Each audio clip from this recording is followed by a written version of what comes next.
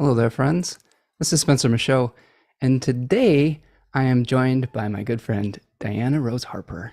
Hi. And hello, hello, hello. How are you doing? Good. Yeah. We're going to be talking about the new moon in the first decan of Sagittarius, so I'm very excited about that today. Thank you all for joining us here in the chat. I will try to pay attention to that and have this good conversation today. But I wanted to just shout out a few people that are joining us here, Diana, before we dive in. We've got Big Steph coming in here. Whereas Big Steph, I think, is Australian, perhaps. Timothy is joining us from Los Angeles, California, your neck of the woods. And then Tarja is here from Finland. Laura Burns from Toronto. Rachel is joining us from Ireland. Laura is here from Vancouver, Washington. Rachel is here from Ireland. And then Lynn is joining us from snowy Vermont. Remco is here from the Netherlands. All these beautiful people joining us. Hello, Fion. Hello, Stephen the Jupiterian. Andrea Azanic is here from Croatia. My good friend, Andrea. Space Tiger Tarot. So thank you, friends. Please let me know where you're joining us from. I think we're going to go on a nice journey today. Diana, how are you doing? How are you? I'm great. I am delighted that there's such an international crew here. It's making me very happy. And as somebody who's been in snowy Vermont, there's also something I'm like, oh, it's like 60 degrees here and that feels cold to me now. But I spent a winter house sitting in Vermont and there's nothing. Peak winter is Vermont winter if you want. Well, the most beautiful version. So it's 30 degrees here in sunny southern Michigan. So we just had a snow last night. So nice. We're getting into that. I can't remember the last time I saw snow. I think oh no, it snowed when I was in the desert a year and a half ago, and that was cool. But yeah. Okay, so this is this is the time of the show where we all get jealous that Diana is in a sunny Southern California location. Yeah. You're in the snowstorms here. Yeah. Okay. For those of our audience that aren't familiar with you, Diana, tell us a little bit more about yourself and where you're located. We just let the cat out of the bag here, but some of the things that you're interested in and just introduce yourself to our crew here. So I live in the traditional lands of the Quiche people, near the in Los Angeles County. And I don't know, I come from the Midwest. That's where I spent most of my life. Really? Where in the Midwest? I was born in Nebraska and I finished being a kid in Missouri. And then I went to college in Chicago and stayed there for a decade. Nice. So pretty solidly Midwestern. I was born in Oak Park. Cool. Yeah. I may have even driven past the hospital where you emerged. There you go. So relatively recent transplant, like a lot of the exotic species that live here in Los Angeles. And I don't know, what else should I say? I mean, obviously I'm an astrologer. And I'm also historically more so was a tarot reader for a while. Astrology has definitely overtaken things. Backgrounds in energy work and clinical body work as well. And the propulsive thrum of my practice is working on falling in love with being human here on Earth. And I find astrology to be an extraordinarily helpful modality for doing that. So, yeah. And do you share parts of your chart at all? I do. I'm a Capricorn rising, and I have first, decan, sun, and moon. Or first, decan, Sagittarius, sun, and moon, to be specific about which sign we're talking about. Yeah, so you have personal experience with this full new moon decan that we're going to be dealing with here today. And you're a fellow 12th house sun, so welcome to the 12th house sun talk. Yeah, it's amazing. Like, we're having this over distance and we're each in our own houses, like we're each in our own homes. I love it. Perfect. Yeah. I know, exactly. That's what I'm saying. So we're going to unpack what it's like to be in these, human space meat suits as 12th house suns, I think. And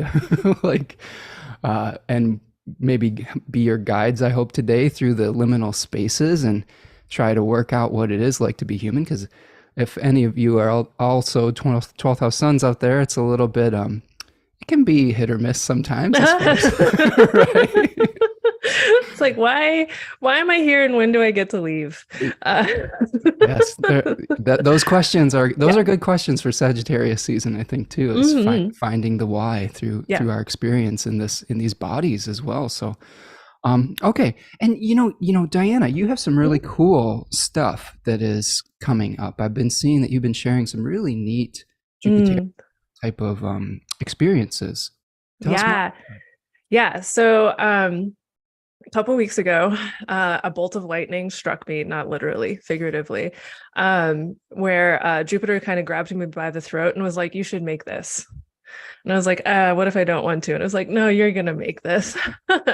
And so I do actually want to. It's delightful. I'm working on, not working on, I'm like, registration is currently open for Sagittarius season experience that I am calling by Jove.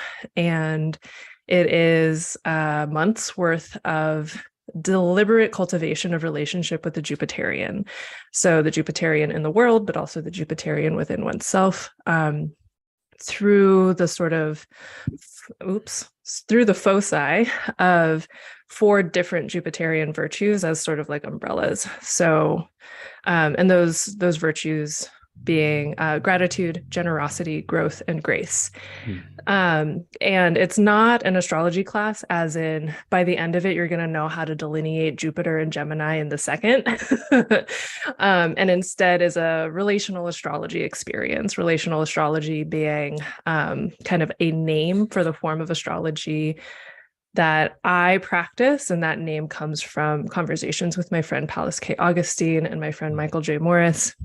What does it mean to be in relationship with astrology, in relationship with the planets as a way of creating meaning here on Earth? So balancing for the Jupiterian, whether there's excess or deficiency of the Jupiterian, like that's kind of the focus, and like really knowing the planet Jupiter, without it being so much about the mythological figures or the deities associated with Jupiter, because Jupiter, the planet, is akin to Zeus, is akin to the Roman Jupiter, is akin to these figures, but is not the same as. So it's very medicinal to get to know a planet as themselves, just as it's very medicinal to get to know a human for who they are, rather than the prejudices you might have about them based on their age or race or gender or ethnic origin or things like that. I love that. I love the experiential nature of that. As someone who's actually quite mercurial, like being embodied is something that I'm trying to work more towards. And I love like kind of it sounds like it's a time to maybe shut off the chattering mind to just be present, right? So yeah, you can't listen if you're talking. There you go. Perfect. So check that out. What is your website that you are where we can find you, Diana? So the easiest way to get there is dianaroseharper.com, which will convert you to damashena.com, but Damashena is harder to spell. So okay. Yeah. So check out Diana's Jupiterian by Jove offering. Really cool stuff. Yeah, and I wanted to thank our friend Remco, who is moderating today, who is posting all of your links in the chat. Oh, great. So thank you, Remco. That is super awesome. And thank you. Go ahead. I was just going to say, while we're here, I'm just going to put in the direct link to the By Jove information page. And thank you, Rachel, for your generous donation. I appreciate that. If you want to make a donation to the work that I'm doing here, you can do what is called a super chat or a super sticker. There's a little $sign in the chat box, and that helps support the work that I do here. You can also, after the fact, buy me a coffee at buymeacoffee.com. I also have one offering today. I'm still doing a sale on my Decans webinars. I did a webinar series on all the different Decanic placements. They're 3-hour webinars that you can find on my website, spencermichaud.com. And Scorpio Decans webinar is on sale until the end of Scorpio season, which is Tuesday. Mhm. So this is the last weekend or so to get the Scorpio decans at 20% off. So check that out. And yeah, if you're new here, and welcome if you're new here. I always like getting new friends. And yes, we do have a wonderful international crowd, which is super, super awesome. I'm really excited for all my European friends to be here and people in all parts of the world. Yeah, if you're new here, please subscribe to the channel and to my newsletter and hit the like button and all of those things that we have to say in this modern, digital age to make a living. So sorry, all spiel's over, friends. So we're getting a lot of really nice comments in the chat. It's a really active chat today, so I'm trying to make sure that I'm acknowledging everyone that's here, but I might not be able to get to everything today, friends. But thank you so much for your comments. And if you do have a question, please drop that question in the chat box and I'll try to make sure that I see it. Maybe put question in all caps in front of your question if you have something that you want to ask either me or Diana today. Okay, Diana, should we dive into this new moon in Sagittarius? Sure. All right, so you are a Sagittarius I native with the sun and moon in that decan? Yeah, I'm a new moon baby. I was born at one point I actually looked up the number of hours after the new moon, but within 12 hours I think of the new moon. So I'm on the waxing side of the new moon. Nice. In the 12th, and it's been a journey to get to know it. So and you've done some work with Austin Kopik in the past, right? You worked with him? Yeah. Austin is my primary astrology teacher at this point, and has served as an occasional mentor as well. And I think for with him, it's his moon ruledness, but from a moon in Gemini, really facilitates communicating around the lunar in informative ways. And so that's been awesome. It's definitely been important for me in my own comprehension broadly, but also specifically for myself. Nice. Yeah, he's one of my all-time favorites. And I've learned a ton from his material and his talks. And I like his, the other Decanic, kind of semi-expert, T. Susan Chang is also great.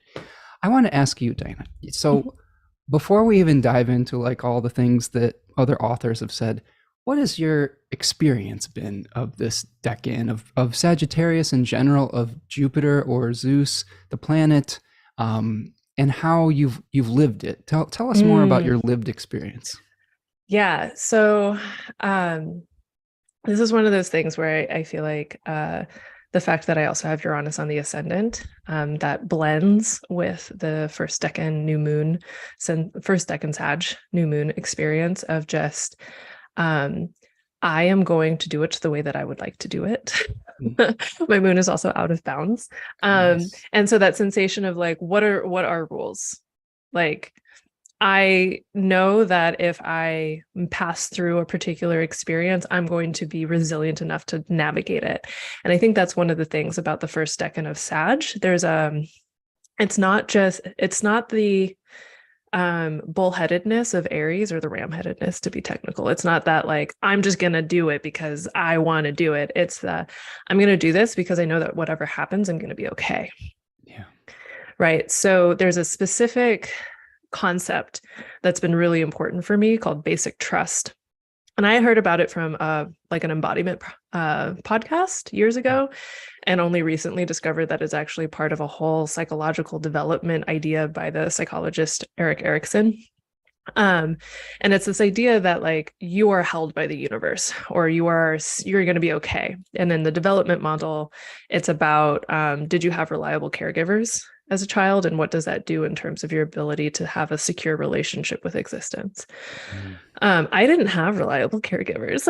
Me Absolutely did not have reliable caregivers. Yeah. I want to make a joke that's hashtag trauma babe, but sure, go ahead. But that sense of humor, that is part of that Sagittarius experience overall, right? The cosmic chuckle is what I like to call it. And I feel particularly having the moon in that first decan, it's the I'm going to keep moving because there's been something beneath my feet every time I've fallen. Yeah. Right. And so running itself is not a problem. Yeah. Even if I trip, I can get back up. And one of the phrases that I think of as, on the surface, it seems Saturnian, but I think it's actually very Jupiterian, which is this too shall pass, right? Like whatever it is that you're experiencing will pass, whether that's positive or negative. If it's a positive thing, then you should delight in it because it's amazing, right? If it's a negative thing, just breathe through it because it's not forever, right? It's very reassuring. And that can be very propulsive, very fueling. This first decan being associated with like the Eight of Wands, this first decan being, Austin names it the poisoned arrow, right? And while we're here, I wanted to show this is the Eight of Fire from the Rosebud Tarot deck, which is the tarot deck. I wrote the guidebook for this. It was designed by my friend Amanda. Can we focus here? There we go. Chariots of fire. Focus. It's fine. But yeah, it's like that propulsive force is fueled by the like whatever it is, I'm going to get through it. Right. That makes me think about Jupiter as, transitory in relationship to it ruling two mutable signs that are between seasons, and this transitionary period. And if we even think about it in relationship to the Thema Mundi, Caden houses, right? Like the ninth house and the sixth house. So like this movement, there's an anticipatory energy for it for me because it's the pre-solstice energy, right? And pre-equinox energy for Pisces and Sagittarius. So that's kind of shifted my viewpoint of it. I'm hearing a lot of in your story, kind of a faith, right? Of saying, I'm just, things will be okay. I just need to let go and let universe and there'll be some greater benefic there to catch me, right? Yeah, exactly. It's kind of Candide-esque. It's like all is for the best in this best of all possible worlds. That's taking it maybe a little to an extreme. And also there's something about holding that perspective, especially if you can hold that perspective alongside being able to be actually present with whatever might be going on, right? To be able to be inside of the hardship, even if there is belief that like, it'll be okay. Yeah. Right. It might not be okay at the smallest scale. It might not be okay at the like personal heartbreak scale or whatever, but like on some larger scale, it's all right. And that just, that deep breath of just like on some scale, this is okay. And it's just like, this is the bodywork component of astrology, where it's just like the tension that comes around a fear or a worry. And it's just like Jupiter gets in there and it's like, hey man, it's okay. Just put some butter on those traps. It's cool. which is a welcome respite after like some of the challenges in Scorpio season, which is a very intense, sometimes combative, sometimes mournful, grief induced like symbol and sign. And so it's kind of like, oh, okay, we went through the dark night of the soul and maybe there's a little, dawn or light on the horizon potentially. We can see the return of the light maybe in the distance. I wanted to read you something that one of my favorite authors, I don't know if you're hip to Liz Green, but Liz Green is yes, I love Liz Green. This is actually from a tarot book, Mythic Astrology. I love that cover. Isn't that cool? I love the green and the gold. So this is the guidebook for her Mythic Tarot. And she has a thing about Sagittarius in here. It says, the centaur carrying his bow and arrow pauses on the road to view the next stopping place on his journey, while the rising sun illuminates the winter landscape and promises new hopes and possibilities with the coming of a new day. Only the skeletal shapes of trees can be seen in this landscape, for it is the underlying laws of life which Sagittarius seeks, rather than the seductive diversity of its surface. Although a creature of the forest and cave, the centaur nevertheless moves towards the center of human habitation, for the sharing of his knowledge with others is a necessary dimension of his endless journey. I really like that naked tree kind of metaphor with this. And that really resonated when I was reading her material when I was doing research for the decans of Sagittarius, just the long range vision, and this is true in the Midwest because you can see all the leaves falling from the trees, is being able to release all of the superficial trappings of things and say, how do we get to the skeletal core, and also how do we get to the return of the light at the winter solstice, right? The return. Yeah, it's so there's a million different things coming up, but two things in particular that I think I want to say. One is like I'm reminded of thinking about mycelial networks. I think about mycelial networks a lot, and I think about mycelial networks as like their communicative function is mercurial, but the unitive function, the way that they solidify ecosystems, that's Jupiterian. And whenever you see those skeletal trees, it's like the beautiful mapping out, right? It's like you're not looking at specific intersections of branches as they're splitting. You're looking at the whole tree. That's the Jupiterian, right? And then when you have like a whole forest of those trees, like the layering, like visual layering, and like you're seeing the trees and the forest simultaneously. That's that Jupiter experience. And I think I just lost the other thing that I was going to say. Yeah, it went away. It might come back. No, I love these mind myceliums we're going towards, and we're connecting, because Jupiter / Zeus, I don't know what to call him. I prefer calling him the Greek name sometimes than the Roman one for some reason. But I feel like that symbol, deity, however we want to interact with it, is, from the stories, the myths, is an order bringer. It's not just expansion. It's a peacemaker. It's that is like unifying, cohering. There you go. Bringing things together, begetting form, right? So I think that's something that is not talked about enough with Jupiter, is how it is a lawmaker, peacemaker, bridge builder. Repairer also, like reparation is Jupiterian, right? To repair that which has been broken in some way. So my thing came back. And then I want to talk about Zeus specifically, as a word. But the thing that I was recalling is, thinking about Sagittarius as the dark dip before the winter solstice, right? So we're going down and down and down. And there's something about like hitting the bottom and starting to come back up, right? This is why Capricorn is a little bit depressy, right? Where it's just like, oh no, there is something to do. And also I'm so tired, right? But Sagittarius is like there's a certain point at like going downwards where you're like, you get curious about where you are, right? So instead of just being like, wow, I'm sinking and I would like to be above ground, it's like, wow, I'm sinking and it's different down here. I can see things from down here that I can't see from other places. And it's not even just like a down. It's like I'm thinking about how whenever like the leaves are gone or whenever the harvest has been taken in, you can see the terrain differently. Right? You can see the paths, right? That revelation, which may or may not be what you want, but certainly gives you additional information that can assist with creating that wider picture. I love that.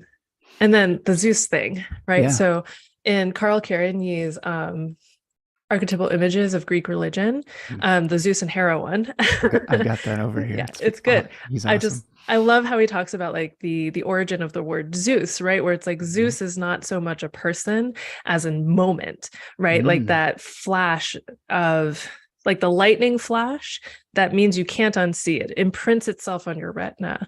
In the mythology of like the birth of Dionysus and his mother Semele, where it's just like Semele dies because she insists on seeing Zeus in all of his godhood, right? And it's like to actually be that close to lightning as it strikes, incinerates.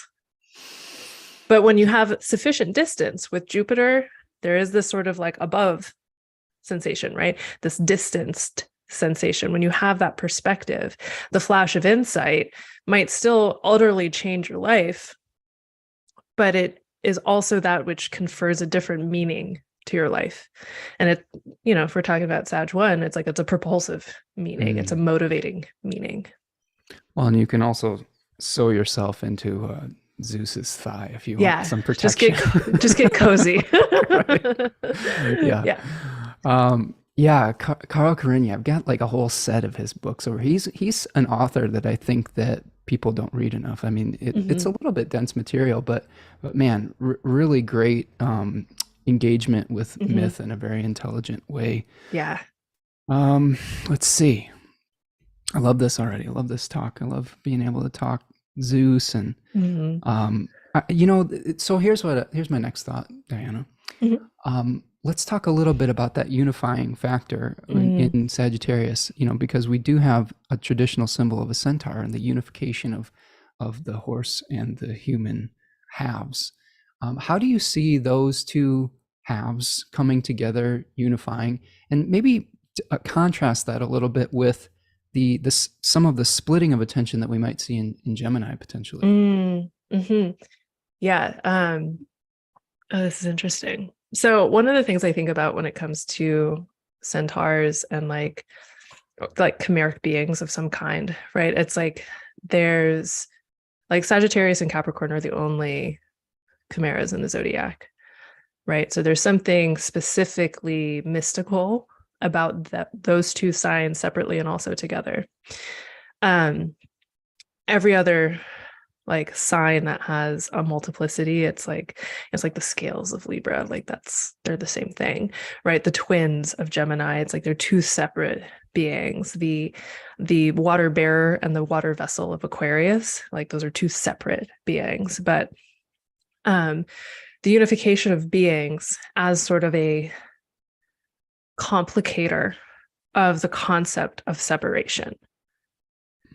Right? Like Sagittarius reminds us that we are animals, right? And that there is something instinctual about the human animal to pursue knowledge and meaning, right? Pursuing knowledge and meaning is not separate from human instinct. It's one way to understand like human occupation of niche within the wider biome that is Earth. Right? So that's one thing that I think about with the human horse balance in the centaur. I also feel like there's something about how genuine power and strength, because like horses don't fuck around, right? Like they are muscle. Yeah. They are muscles with hooves. Yeah. Right? You don't want to not be present around a horse because you could get hurt. You could really get hurt, right? Yeah. And also there's something about like human history's relationship with the horse. Thinking about like Scythian warriors or Mongol warriors or Amazonian warriors, right? Like on horseback, just there's this incredible book series by Manda Scott on the Boudica, right? So it's set at the time period that the Boudica was leading armies against Roman conquest. And the historical idea, and that's also present in this book series, is that the Boudica was part of the Iceni tribes, which were horse breeders, right? And they had deep relationships with their horses, right? Like whenever a horse rider, like this is total horse girl shit, right? Like whenever a rider has a genuine relationship with their horse to the point where they can ride that horse bareback, hands free, and the horse, like the horse mind and the rider mind are unified, right? And that creates terrifying warriors, right? Sure. Because you have the intelligence and the strategy and the meaning making, whatever, of the human blending with the already immense intelligence and then physical power of the horse. Yeah. Right. So I love this is great. I love that Sagittarius is just erupting on our screen here today. Like I feel, you know what I feel my role is here today? I've got a little match and like Diana, I'm just like, which I love it. I love it because, there is just so much passion and fire in this decan, in this sign that Yeah. the enthusiasm is Mhm. contagious. I think that especially with that decan, infectious enthusiasm is something Yes. that I really resonate with in this Hmm. decan. Um, Ooh, infectious enthusiasm, because that yeah, brings up go the ahead. fact that the arrow is poisoned, Right. right? And it's a dissemination of a poison. And then this one of the spirits associated with this decan is a spirit of plague. Loimos. Right? And so it's Loimos. just like, Yeah. what does it mean to spread? Right. Yeah. Like And spread it like wildfires. Wildfires are Sagittarian. and it can be enthusiasm, but it can also be propaganda or like Yeah. ideas that can be Yeah. toxic too. So like Yes. think about what are you becoming enthusiastic about, right? How Hmm. can we can spread, we can spread damaging things as well as Hmm. things that are healing as well. So Yeah. something to keep in mind within this season and this new moon. Hmm. And I'm going to throw another match at you, Diana. Okay. Cool. I'm Um, ready. so I'm really fascinated by the story of specific centaurs. There's a few that are associated with Sagittarius. Hmm. There's the wild Crotus, I believe, Hmm. is one of them, and then the Chiron, the healer, is interesting to me, especially because there's Liz Green likes to explore Chiron as someone who sustained a wound and an unhealable wound Hmm. and because of his immortality, but then had to retreat to his cave to kind of philosophize, to find meaning, to heal. And I feel like that's another hidden meaning in Sagittarius is that maybe even that retreat to into Hmm. the cave for healing. Can you speak on that a little bit more potentially? Yeah. Well, as a 12th house, Sun, Moon, and Sag, the Cheers. retreating into the cave is highly favorable. Definitely recommend, especially doing it on purpose rather than in reaction. Yeah. Um, but yeah, so this is interesting because it's like Chiron is a standout centaur in Greek mythology because generally speaking, the centaurs were so propelled by the animal part of their natures that they did not develop Mm. the more higher mind, like human parts, like the civilized, like can actually hang out with human people, parts of themselves. And there's something there about stunted growth, right? Like there's this I don't know how legitimate it is, but this idea that you kind of remain the emotional age of your first significant trauma until you Mm. actually turn and face it. And as a moderately straight woman who's dated lots of men, like that reality of and it's, I won't say it's just a gendered thing. In my experience, I've experienced it in a gendered way, but that doesn't mean it is default gendered. Of like the resistance to enter into emotional maturity and to just remain inside the like playing with toys, but in a grown-up body thing, so there's something there with like the like not quite making it above the waistline, just like Mm. staying inside of the animal body. Yeah. Whereas with Chiron was not raised by centaurs. Chiron was adopted essentially by Apollo and Artemis, the golden children of Olympus, Mm. and was therefore like immediately brought up into not just the higher humanoid mind, but like into demigodery, Mm. right? And so there's something about what happens when you have the strength of the animal body and the strength of the animal instinct and the attunement of the animal body, but you actually connect that to the beyond in some significant way. You become a teacher of heroes. You Mm. become the world's greatest healer, right? Mhm. Like so much of Chiron's discussion in astrology is really focused on the last bit of his life, where he gets exposed to hydra poison and he's in pain and he doesn't like it. And he's like, okay, fine, I will, sacrifice my immortality for the sake of Prometheus because Prometheus was right. Right. Right. Right. Switched places with him. Exactly. So like instead it's like, He was like, "Let me die, please." please, please. And Zeus was like, no, you're going to be a constellation instead. You're going to be Sure. really close to Sagittarius, the constellation, but you're going to be your own thing. Right. Right. Um, so I really love talking with clients, for example, when I'm talking about Chiron, if it's shiny and sparkly in their charts, um, talking about Chiron's roles prior to the explicit wounding at the end, but also tying in the wounding of basically being abandoned by his parents, right? Of being an adoptee, right? Which being an adoptee is like not like, even if you have the best adoptive parents, there is some fundamental break when you are not with your biological parents, right? Oh, and there's a narrative in the back of your mind of like, why did they Right. get Like, rid of me? was I not good enough? Like, I was discardable. I was, like, that just is a thing. And so it's like, that is maybe a more crucial Chiron wound to discuss versus the Hydra wound.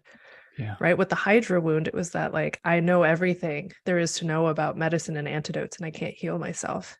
Right. Having to come face to face with inevitability, which is another human lesson. Like, mortality is inevitable. Yeah. And, I don't know about the like death psychology of non-human animals, really, but it's a huge deal in the human animal. Oh yeah. So, well, we spend many pages and words and gallons of ink trying to to unpack all of that. Yeah. Okay, these are awesome thoughts, Diana. I'm so excited that you're here today. Like, Me too. I love talking about stuff.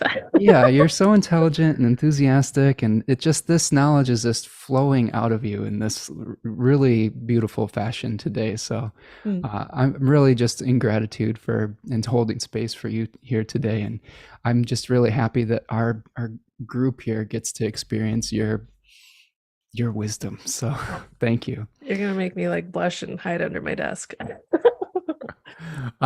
Diana, somebody did have a question earlier for you specifically here. It's saying, wanting you to talk briefly. This is from Ania Diakov, talking maybe about a little bit about this is a little digression, but talking about your transition from tarot to astrology. I've actually been kind of transitioning from astrology and learning more about tarot. So I'm interested to hear how it goes.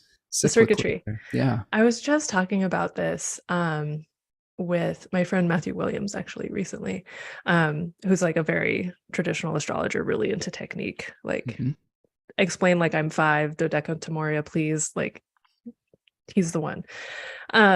But okay, so tarot was something that I was first exposed to when I was 5. And then when I was 8, I took the money that my grandmother gave me for pulling dandelions from her yard to Barnes and Noble and bought myself my first tarot deck. And that, I was already really, like, I started reading pretty early and was the person, like, the 7-year-old with like the very, like the tote bag the size of my torso at the library with books, and tarot gave me a way to kind of create stories using those images. Right. And so that was my introduction to tarot, was like the creation of stories more so than the interpretation of possibilities or future things like that. Because I mean, I'm pretty sure I was like probably asking existential questions as an 8-year-old, but like in an 8-year-old way. I told my dad when I was 11 that I was going to write a book on philosophy when I was older. He's like, what about it? I'm like, I don't know, philosophy. Yeah, hold on to that. If you need a book doula to help birth that thing, let me know, because that's been one of my favorite things to do for my pals lately. Oh, cool. Yeah, yeah.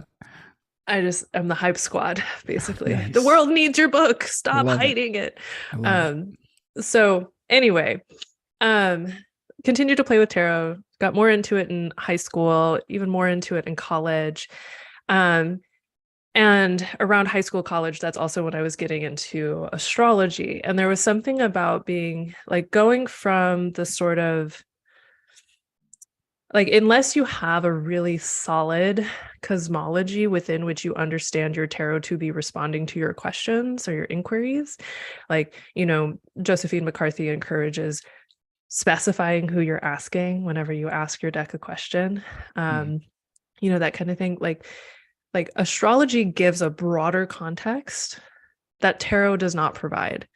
Tarot touches the more specific or the more local.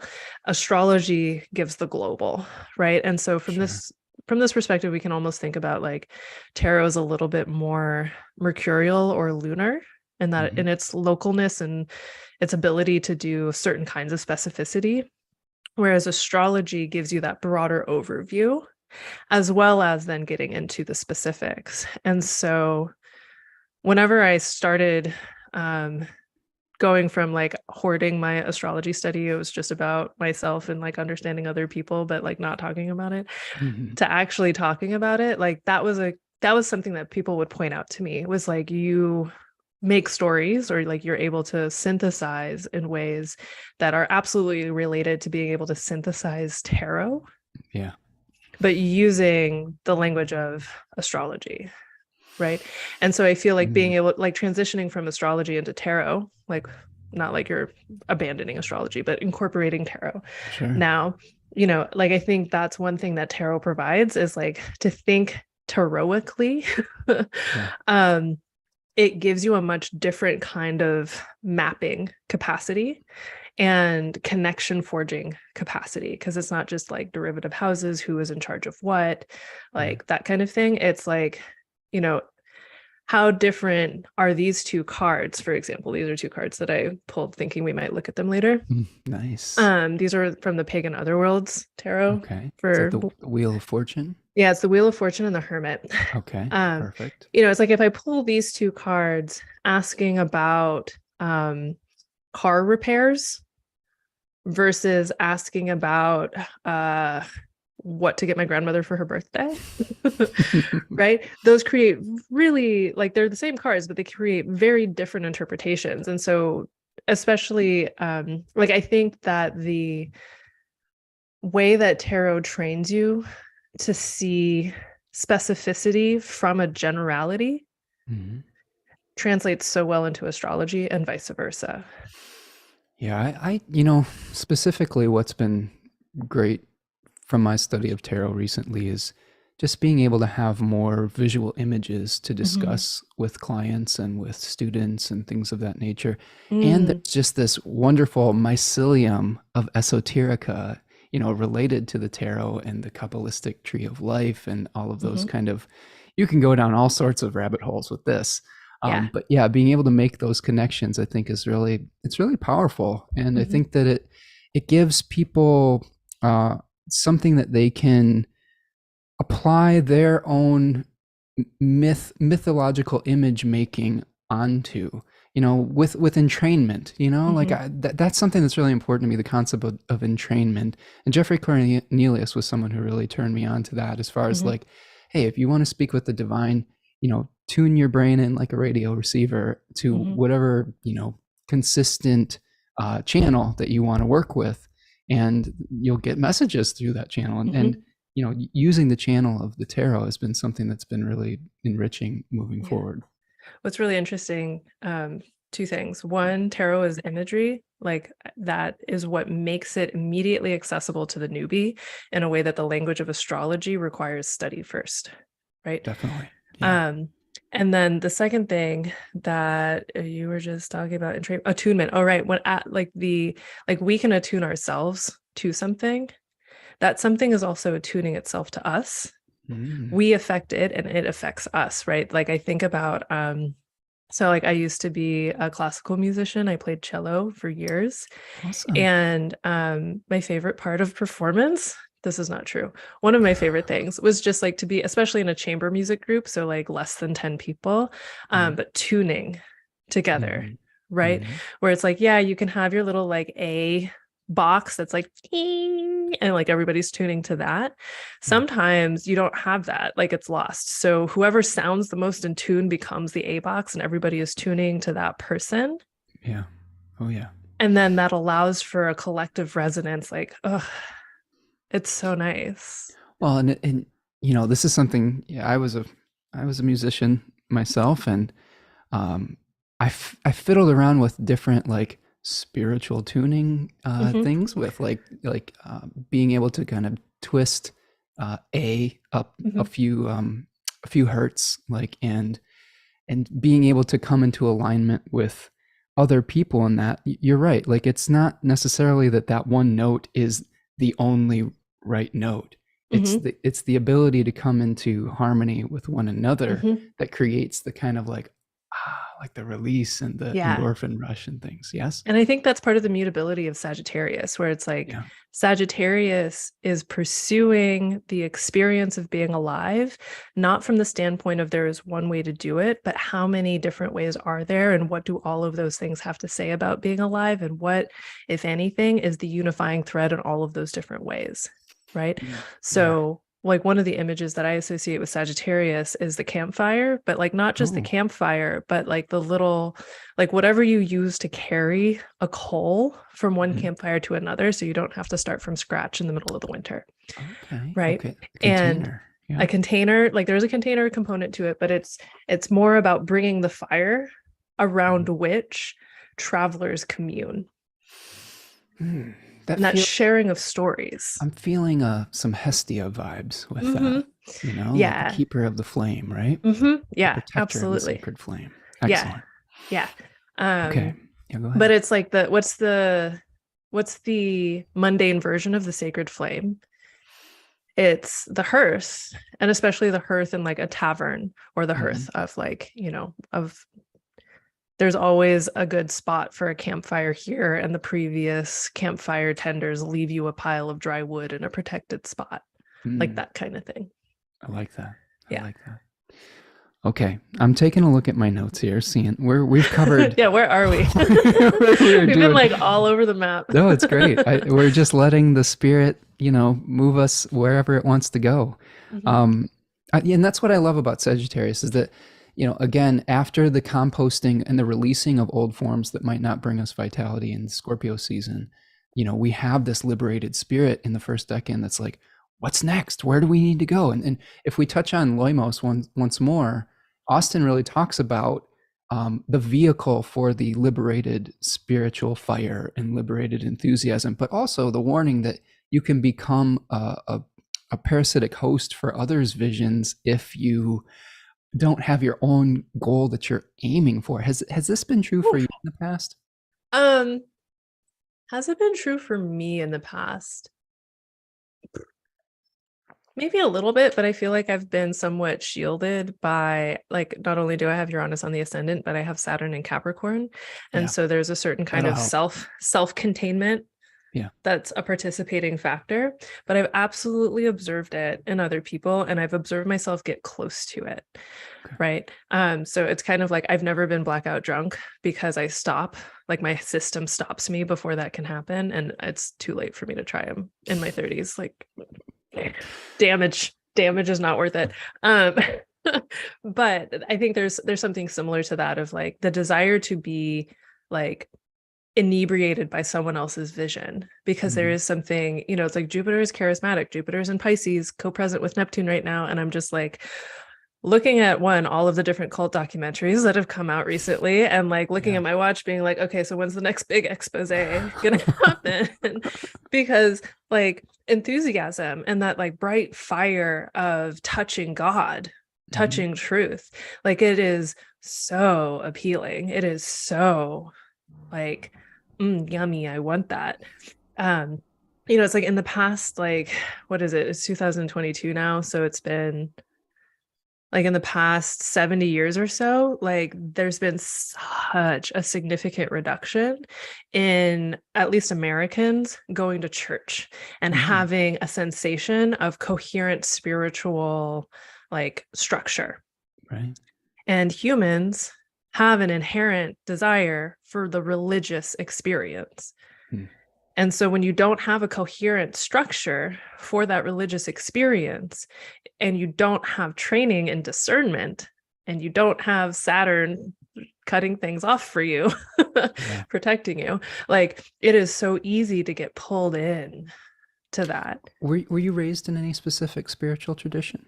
I was baptized Lutheran as a kid, and of my own volition in like junior high and high school, I went to like a youth church and like a Baptist church for a while because I did have that hunger, and I was not fed in those places. Like what I was seeking wasn't present in those places, at least not for me. You know, I've been discussing this specific issue with a friend of mine who's been kind of searching for the next spiritual community. And as a house son, my my thought was, why do you need one? Why do you don't you know how to DIY? like, people while right, praying, other people while praying. Like, okay. Well, and I was thinking about it. There's this documentary about John Lennon where he was talking about how he was writing the song God, where he's like, God is a concept by which we measure our pain. And then he goes through a list of things that he's like gotten involved in and then systematically dismantled and lifted the veil behind. And at the end of the day, he's like, I believe in me, Yoko and me. And my friend was like, well, he's an Aries rising. I was like, well, okay. But I found that kind of interesting because I was not baptized. I have, on one side of my family, I have Mennonite deacons in ancestry. And I have letters. Cool. I have letters from like the 1700s where they're like writing about, pretty liberal ideas about inclusion, which I thought was very cool. On the other side of my family, my very Gemini mom was like, I'm not going to have him baptized because this baby is perfect. He doesn't have original sin. I'm not even going to, it's like, okay, this is how you create a Leo rising, is like, oh, you're inherently perfect already. No changes, no edits. And as a 12th house Cancer sun, there's a lot of humbling that comes through life that I've had to come to terms with. And boy, howdy, the universe was like, oh, you have an ego here, sledgehammer, so. Yes, but I do think it's very fascinating to see how certain people that were raised in different ways or different experiences, and how they seek out connection with the divine and what they need to feel complete. And I have no problem with people that need a communal group to experience that. I think that's beautiful. And I also think it's beautiful to be able to have a solitary relationship with the divine as well. So what how have you reconciled that solitude versus the need for community, I guess, would be a question I have for you. Oh man, that is such a big question. I mean, I think one thing that was really, really, really, really, really, really, really, really important as part of my own spiritual path was the moment of recognition of like the reality of spirits. So the reality of ancestors and the reality of like kind of other accompanying spirits, because like spirits are everywhere in everything, like all over the place, all of the time. And some of them are much more interested in humans and humankind than others. And some of the ones that are interested in humankind are active participants in humanity and human beingness. And so I have a distinct memory of like I already had like an altar practice and a prayer practice, but it like was more of a searching, a reaching sort of thing. And at one point I was in the depths of like a terrible heartbreak and at my altar, and it was just like, which always brings us closer to the divine, by the way. the broken heart, like that's what lets the divine in, right? Totally. Like you have to break something. This is why spiritual awakenings are not something that you should pursue lightly. So in any case, like in that moment, there was sort of this like one of those ineffable moments that's like really impossible to put into words, but that sensation of being like capital H held and capital H accompanied, or capital A, because I know what letters are, right? I graduated kindergarten, I promise. Where's your Mercury again? In Sagittarius under the beams. I've got a 12th house Mercury too, so no shame here. Like, how do I language this ineffable spirit experience? The words have to go through, for me, it's in Cancer, they have to go through like 10 feet of water to make it to the surface. It's like trying to describe a dream, and you're just like, it had to do with Taco Bell, and it was so meaningful, and people are like, Taco Bell? Anyway, so like that specific moment. One small diversion, yeah. I have to stop you for a second. I had the best burrito. Speaking of Taco Bell, I talked about this on the channel. I had the best burrito I've ever had in my life, like when Venus was Kazemi. Oh my God, I imagine. And I wasted my Venus Kazemi in Libra moment at Taco Bell. but like Venus totally was there that day. Like with it was. I mean, you have to get into the full presence. You want to know what I did on the Venus Kazemi since we're diverted? Yeah. I got this tattoo. Oh, which there you is like go. really dry right now because it's still healing. Nice. But, yeah. Very cool. Anyway, yeah. So those religious moments though, those religious like spiritual moments of like really being held, right? Like that, if we're talking about spiritual community, right? Like for me, my most present spiritual community is not human. Yeah. And like I have a lot of hesitancy to engage too much with actual human community, like in presence, right? I've done a tiny amount of collaborative stuff with people that's been very beautiful, but there's something about like, I think it's kind of a form of energetic hygiene for me of being extraordinarily cautious with that kind, like to me, it's extraordinarily intimate to be in that kind of space or situation. Like not knowing who's there. So Did you and I meet at UAC 2018? It's possible. Were you there? I was there. That was my first astrology conference too. Yeah, me too. Yeah. So I feel like we had an interaction of some sort. Like probably. Yeah. That was such an overwhelming experience. Speaking of like community, that was like put your 12th house suns and just like blast them like with 1,400 astrologers, right. Like some of whom are very good at energetic hygiene, some of whom are leaking all over the place. It was intense. That was one of the most intense experiences of my life. Yeah. So if we didn't have like a super intimate moment, it's probably because we were both like, I was like, so one of my best friends I met in the Aya suite under a table. Like I was under a table and they also came under the table and I was like, oh, you're a table person too.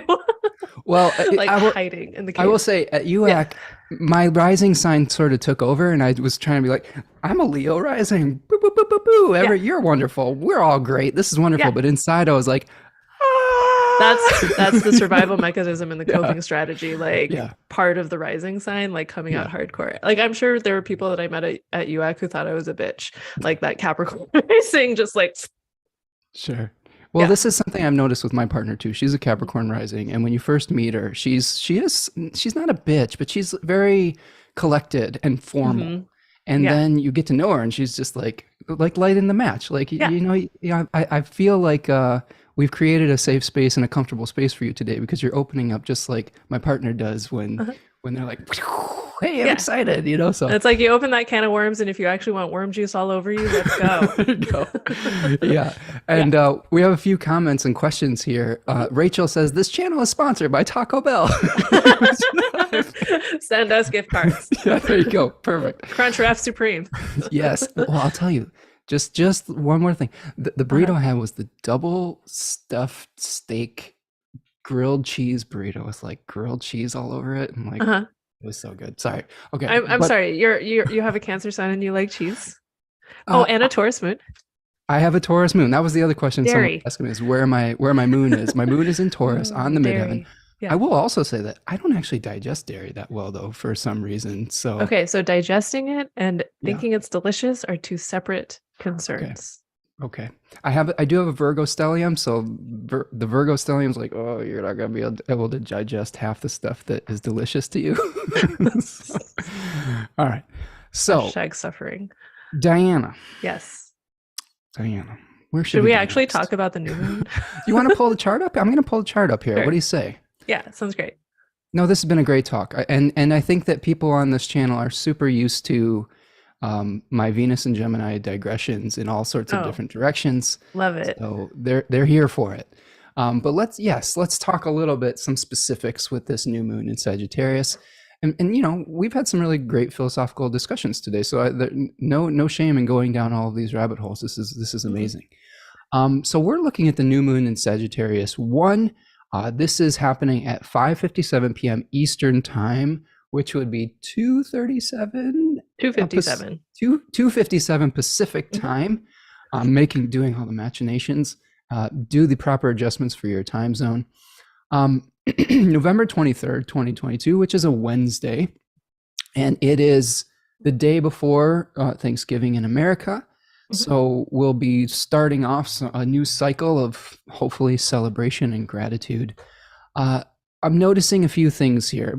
Tell me first, before we dive in, give me some of your big picture things that you're noticing about the chart itself of the new moon. Yeah, I mean, so one of the things that immediately comes up is that there's a simultaneous Venus-Mercury conjunction also in Sagittarius, and technically with an orb to be conjoined that moon if we're giving the moon a juicy 13-degree orb.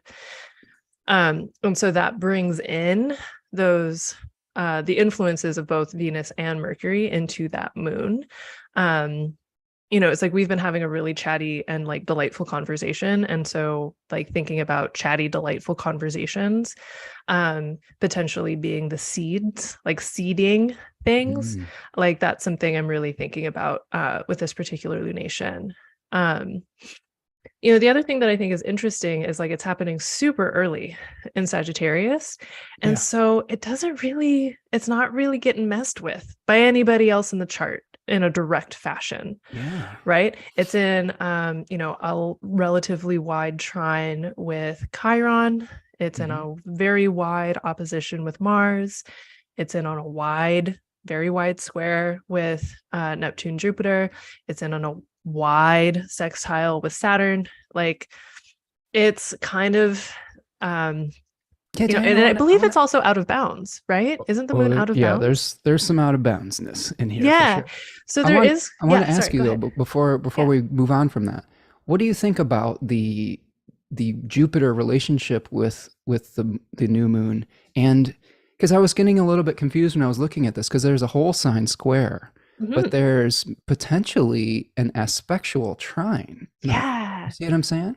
Yeah. If we're doing like the archetypal astrologers do and don't pay attention to sign boundaries, that's a trine. That's very much just like totally in orb a trine. And so there is something about, all of the things that have been in Scorpio and that have now moved into Sagittarius, they did that on the heels of a trine to Jupiter, right? They're like, wow, Scorpio, it's so dark and terrible. And then Jupiter's like, hey, I got you a cookie. And then they move into Sag, right? It's really nice. It's really nice. So that this new moon is really bringing to bear, I guess, some of the fruits, maybe not the fruits, the consequences of that Scorpio experience, right? It's like the moon moving into Scorpio is the last thing moving out of Scorpio into Sag at, as the tail end of this past Scorpio season. That also means the tail end of this eclipse season. Like whatever has been KonMari'd, like I think about the South Node as the cosmic KonMari being like, you don't need that doesn't spark joy, we're getting rid of this now, I know you're attached to it, but it's ruining your life, say goodbye, right? Like this tail end of the Scorpio season, getting that boost from Jupiter, like now that your closet is clean, what are you really excited to create? What are you really excited to seed in your life? The fact that Venus is right here and that Venus Cazimi, which like started in Libra and ended in Scorpio, there's also something there of like what actually is possible conceptually, having had that experience begin in Libra and then kind of bring up those like echoes of, literally a couple, like 100 years or so, over 100 years of Cazimis in Scorpio. So like all of us here on this call have never in our lives experienced a Venus Cazimi in Libra until the one that just happened. I'm here for it, man. So it's like, oh, that felt so good. And like, oh, I still have stuff to take care of.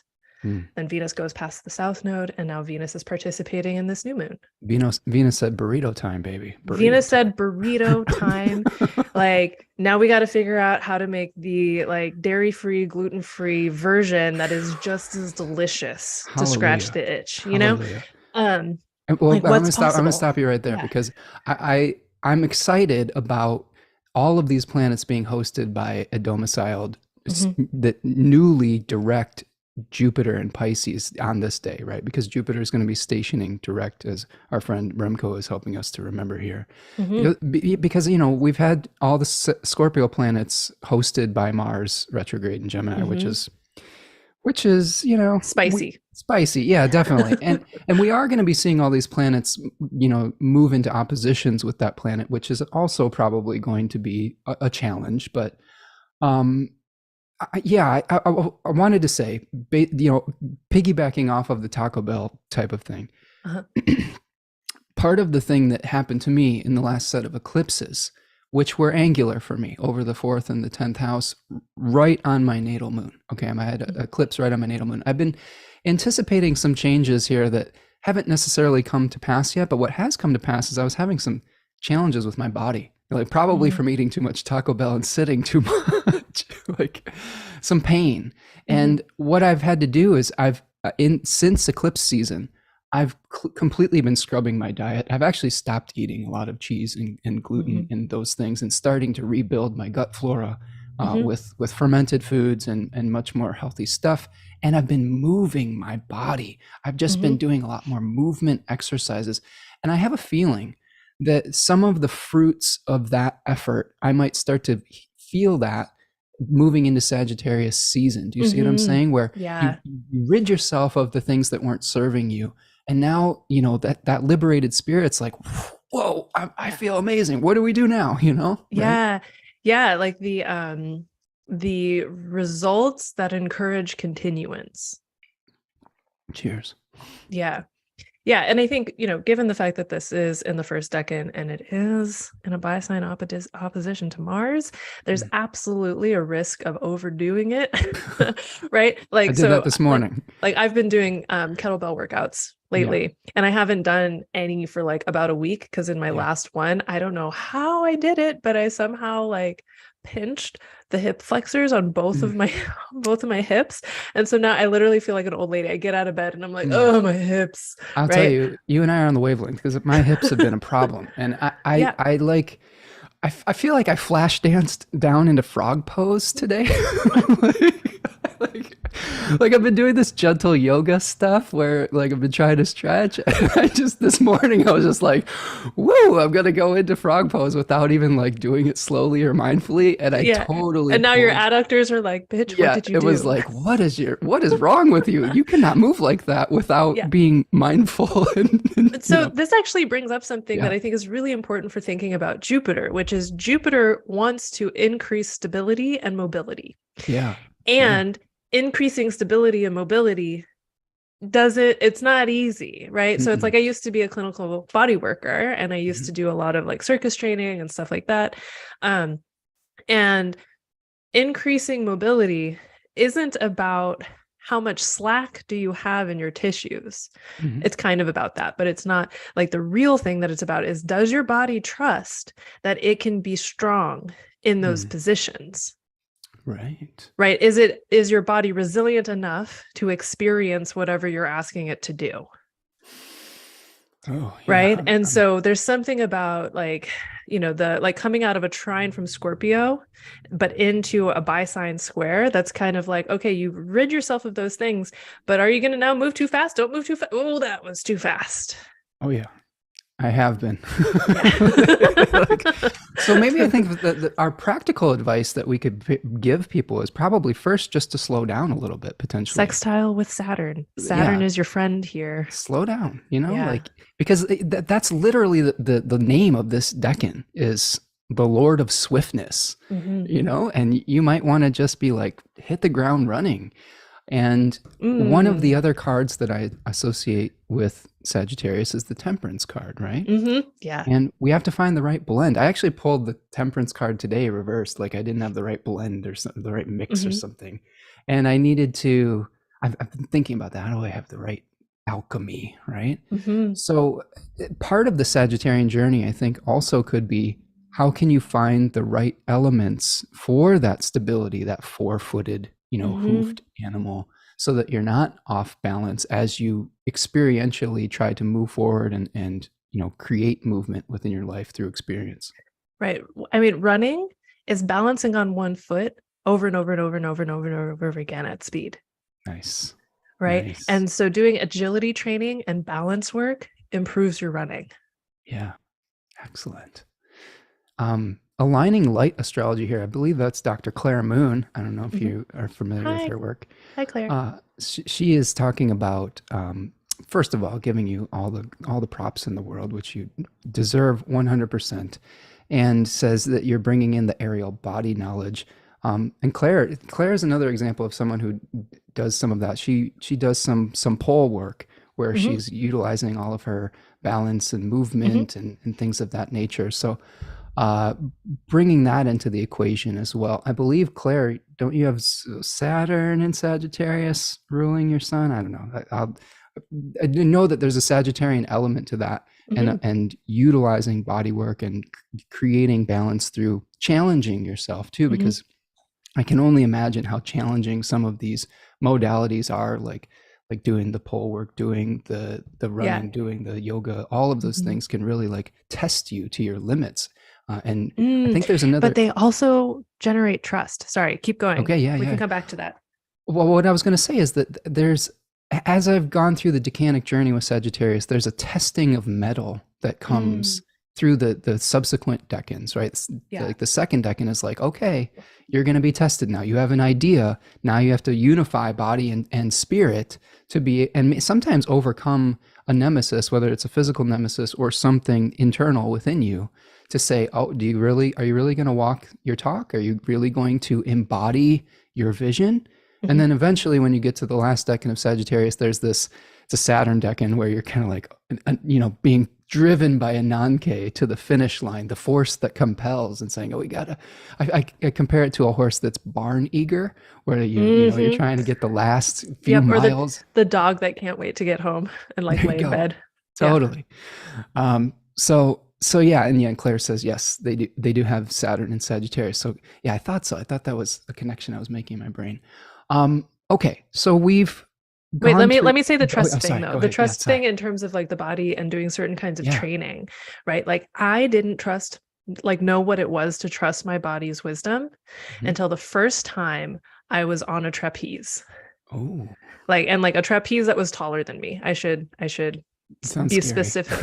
So the first time I was on a trapeze, that if I was doing a dead hang from, I wouldn't be able to touch the floor. Doing like just a basic trick on that, and like my mind made it more dangerous. I had to turn off my mind and trust that my body would do the appropriate thing. And that's another way to think about like the centaur, like the human body, animal body, is like being able to discern when your animal body is the one you should be listening to versus the rider, quote unquote, like the human mind. Right. The human mind in certain kinds of physical practices is an obstacle, not a friend. Yes. And this is some of the reasons why meditation practices help us to connect with the somatic experience, right? And that's why for some people, somatic meditation works so much better, right? So like walking meditation, running meditation, doing something with your hands, knitting can be very meditative, especially if you're doing complicated lace, right? There's something about doing something of the body and with the body and listening to the body that actually quiets the mind. And this is one way to even think about the balancing of Jupiter and Mercury, where it's like Jupiter is your haunches, right? Mercury is the nervous system. And sometimes moving your haunches, like actually going for a run or a walk, is what makes the nervous system clear enough to be translatable rather than just like all over the place. I love the walking meditation. I'm not someone who could sit still very well as a child or even as an adult. So some of my best ideas come through movement. And I love talking to people when I'm walking too. Like I have the most philosophical conversations when I'm out walking around my neighborhood with people. That's always the best. And on that note, we should stand up for a minute, shake our body out. We're at that point where we need to kind of shake it out a little bit. Right? I'm going to shake my legs out. Because one of the things that I've been trying to do on this channel is not sit.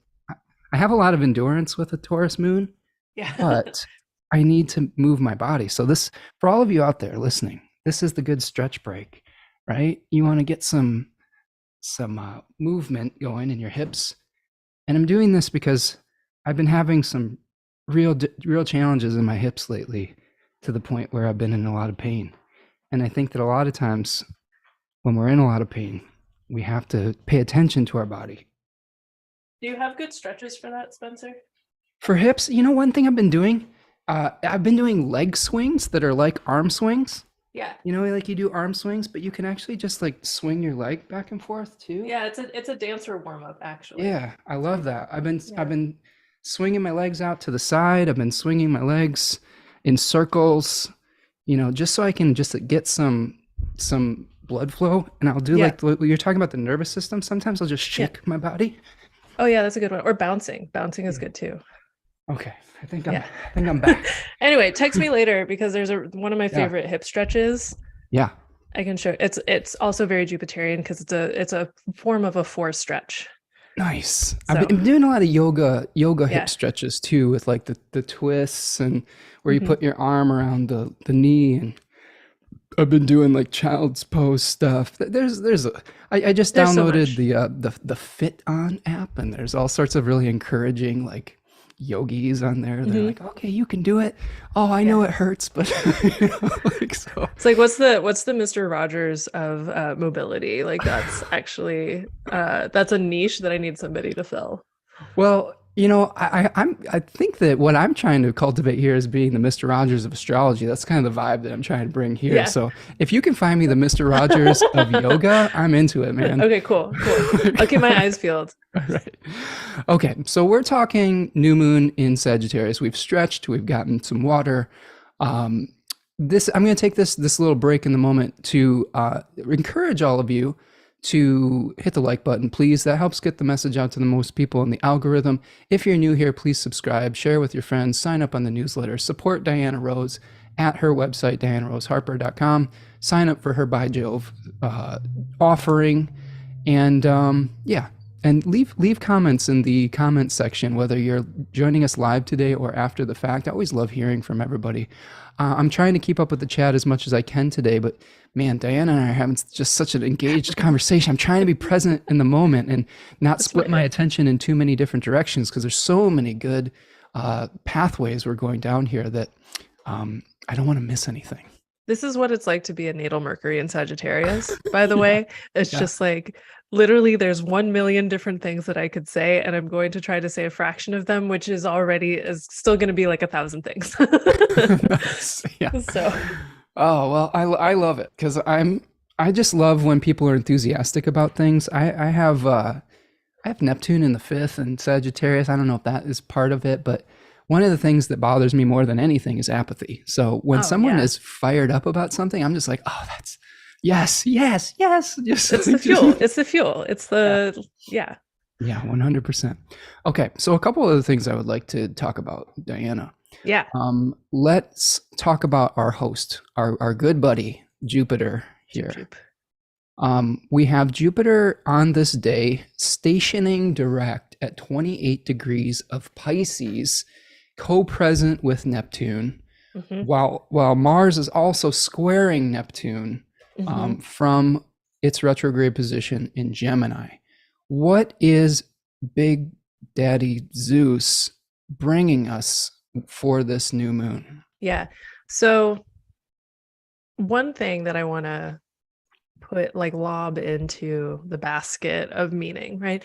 One of the things that my partner actually brought up on a walk that we went on, and we're talking about the Mars Neptune square, was this concept of the fog of war, right? And I feel like Jupiter stationing direct, that is to say, subtracting its bigifying from this aspect, has the potential of being quite helpful.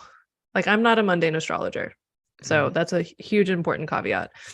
But it has the potential of being quite helpful in terms of reducing the overblown or overwhelm attached to maybe certain things in the news that may or may not have to do with anything related to the potential of wars. Like, you know, I don't know if anybody else had a doom spiral about World War III this week. Oh boy. But we've been in that kind of holding pattern for months now. Like, yes, this is kind of early 80s Cold War anxiety that we've been going through on some level. Yeah, and I absolutely see the Mars-Neptune square being a participant, and Jupiter subtracting its pressure by moving direct, that is to say, separating from this particular aspect, I think is helpful. Mm-hmm. And if anyone is having a personal experience that is related to this Mars-Neptune square, that could be related to the idea of the fog of war, where it's just like conflict is so present that it's hard to see straight. It's hard to remember what movement, what direction you're actually trying to go. Like, I don't know, you know, in my own life, like there are moments when it's like you're in a conflict and you're like, how did this even start? And why are we mad at each other? Like, and that moment of being like, hey, I love you. I don't actually want to be fighting with you. Yeah. You know, like there's something about like Jupiter's presence potentially having added that capacity to be like, hey, I love you. I don't actually want to be fighting with you.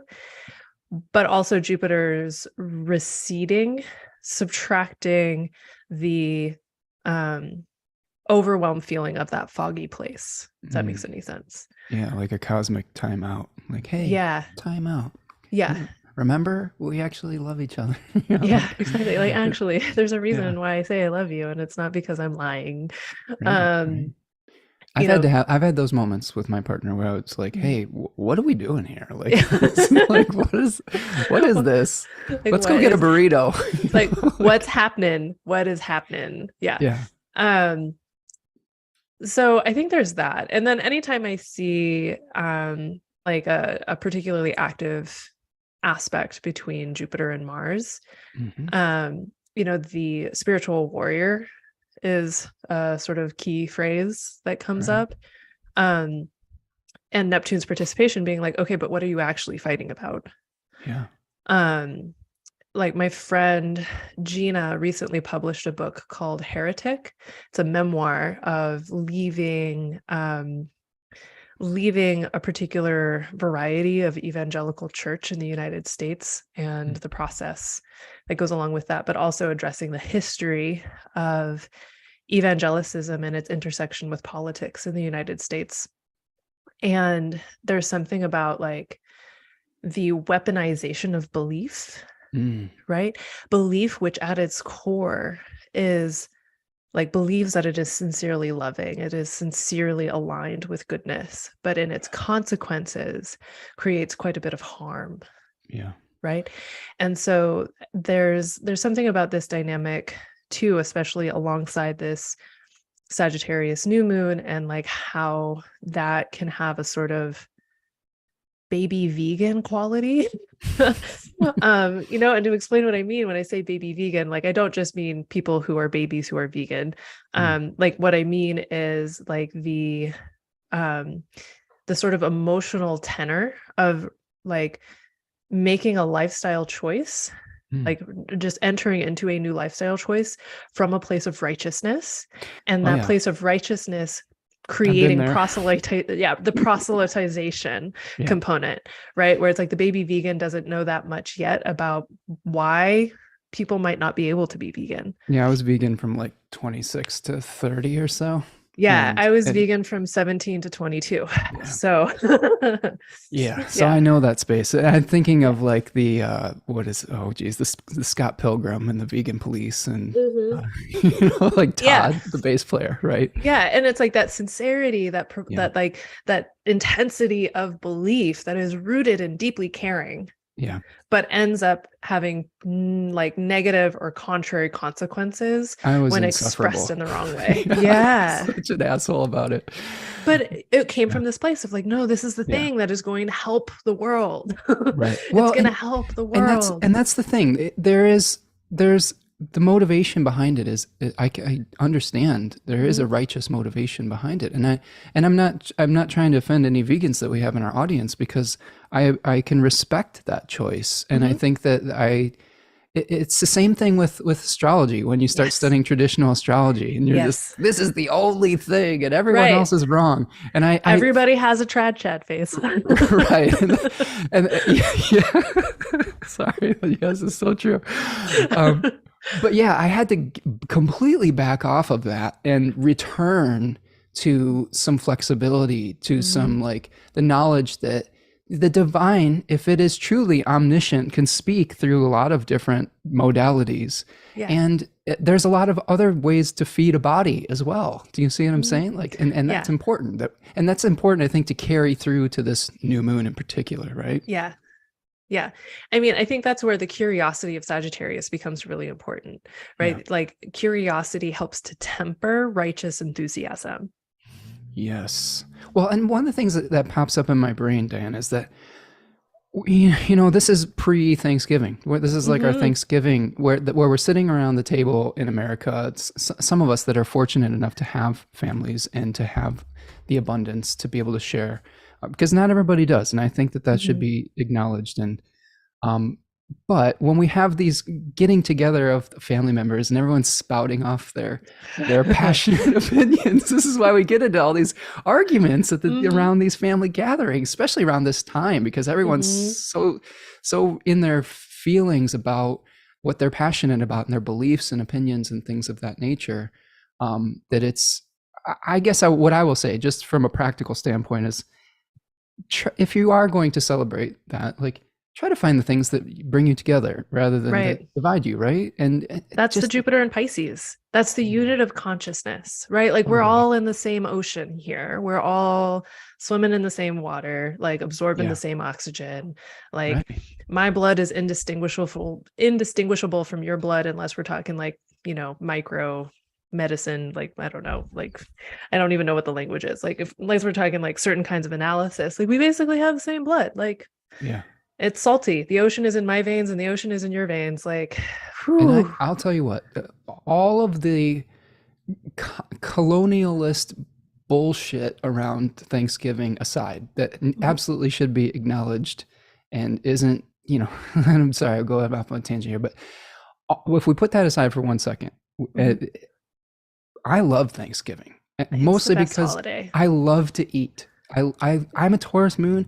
I have a partner that's like a 5-star Michelin chef, basically, and it's like her, like, you know coming out every year of, like, look, I get to do all this amazing stuff. So Am to I me, invited to Thanksgiving? It's the you should weekend come before over, my birthday. Okay, cool. seriously, because, like, it is an event in our Yeah. house, and I look forward to it every year. It's absolutely my favorite holiday, 100%, because it's just this celebration of bounty, abundance, gratitude. And how can we come into alignment with that, and Mhm. be able to share that with folks without it digressing or devolving into, you know I don't know, the darker side of Loimos, right? The Mhm. plague of propaganda, the plague Yeah.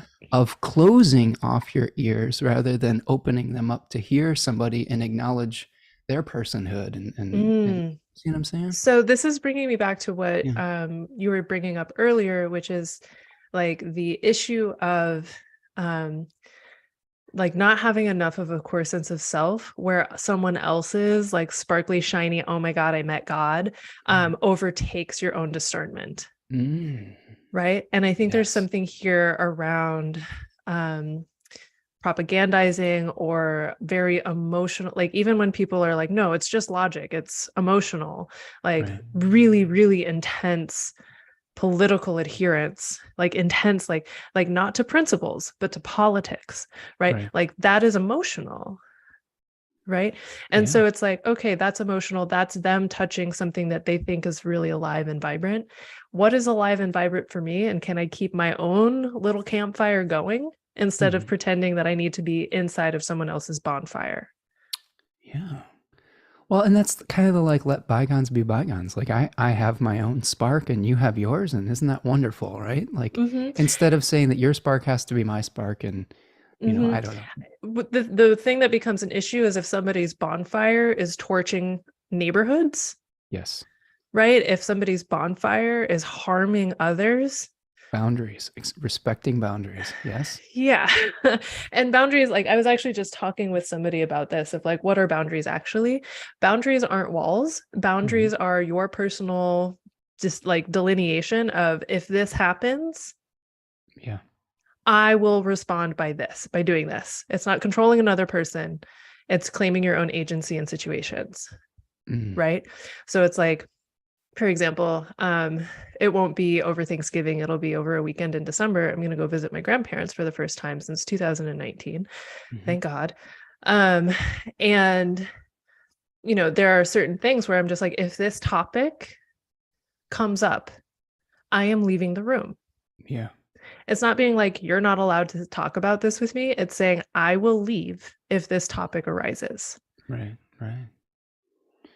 Yeah, so let's talk about that more, because I think this is actually one of the things that's most difficult about this holiday in particular, or any holiday season, is how do we navigate when people's fires are becoming bonfires? And this is one great example. I'm going to leave the room, right?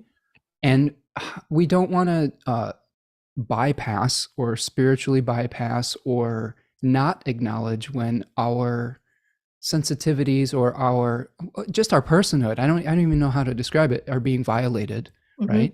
And so what are more things we can cultivate before we even get to that space? I think that's the question. How do we prepare ourselves to be in those spaces with folks? I feel like this is even one thing we can consider as like, what are you doing on this Sag new moon? Like, what can you do in resonance with this energy? Like the energy of this new moon is that identification of your own campfire. Like, what are the things that are burning within you that feel really, really true? Yeah. What are the sticks, you know, the logs that you don't even need to bring with you to that particular dinner table, that you're just like, I'm leaving these bundles at home. I like that. I like that. Right. And I think there's something to like the anticipation of being around particular people, if that's part of your Thanksgiving experience. If you have the capacity to preemptively like be like, okay, I'm imagining being around like Uncle Augustus, right? And the response in my body is this. What is that response about? And what does my body and my system need me to promise them in preparation of being around Uncle Augustus? Right? Like, I know that Uncle Augustus, historically speaking, will bring up this topic that makes me feel unsafe in these ways. Yeah. What can I promise myself I will do if that circumstances arises? Yeah, I do think that the pre-narrative, the preparation is equally as important as how you handle yourself in the moment. Yes. You know, because I've had situations like this my entire life, because I've always traditionally been far more liberal than my family, and like going into those situations and being like, oh geez, how am I going to navigate this, and being a real like a little bit of a firebrand myself. Like, I know that yes, there's a little bit of a Mr. Rogers vibe here, but I have everybody has a Mars. Yeah, exactly. And when that's ignited, I can be pretty self-righteous about things too. And I have had to really, really back off that with my family, because you can just completely destroy a relationship. But one thing I've said that I'm willing to do, because I had a stepdad that was a police officer, and he was very conservative, and he had a lot of opinions that were very, in my opinion, just very backwards. And I would literally bring my partner of color over to his house, and he would start talking about completely racist type of stuff. And the approach that I took with it was, I'm going to have a conversation with him. You have that line that you say, like, okay, I'm not going to, I'm going to leave the room if you talk about this.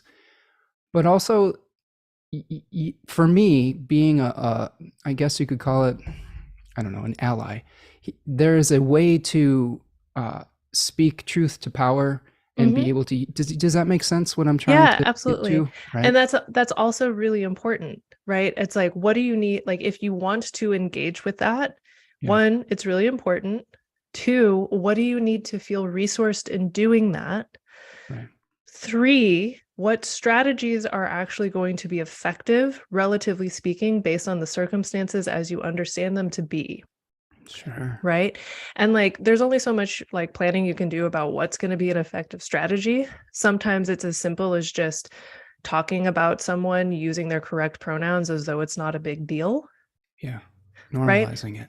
Right. Just like, oh, it's super normal. It's not a big deal. Right. And sometimes it is having that conversation of like, that's fucked up. Yeah. Sometimes it is like asking a question that is disarming. Mm. Sometimes, it's like there's sometimes it's strategically leaving literature Mm. lying Yeah. around, right?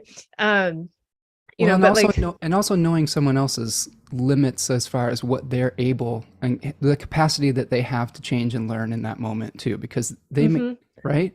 Yeah, and which includes not being attached to outcome, Yes. Yes. because that's another thing that Sagittarius teaches us, that Jupiter teaches us, Hmm. is non-attachment. It's an adventure and an experience and an opportunity to experiment.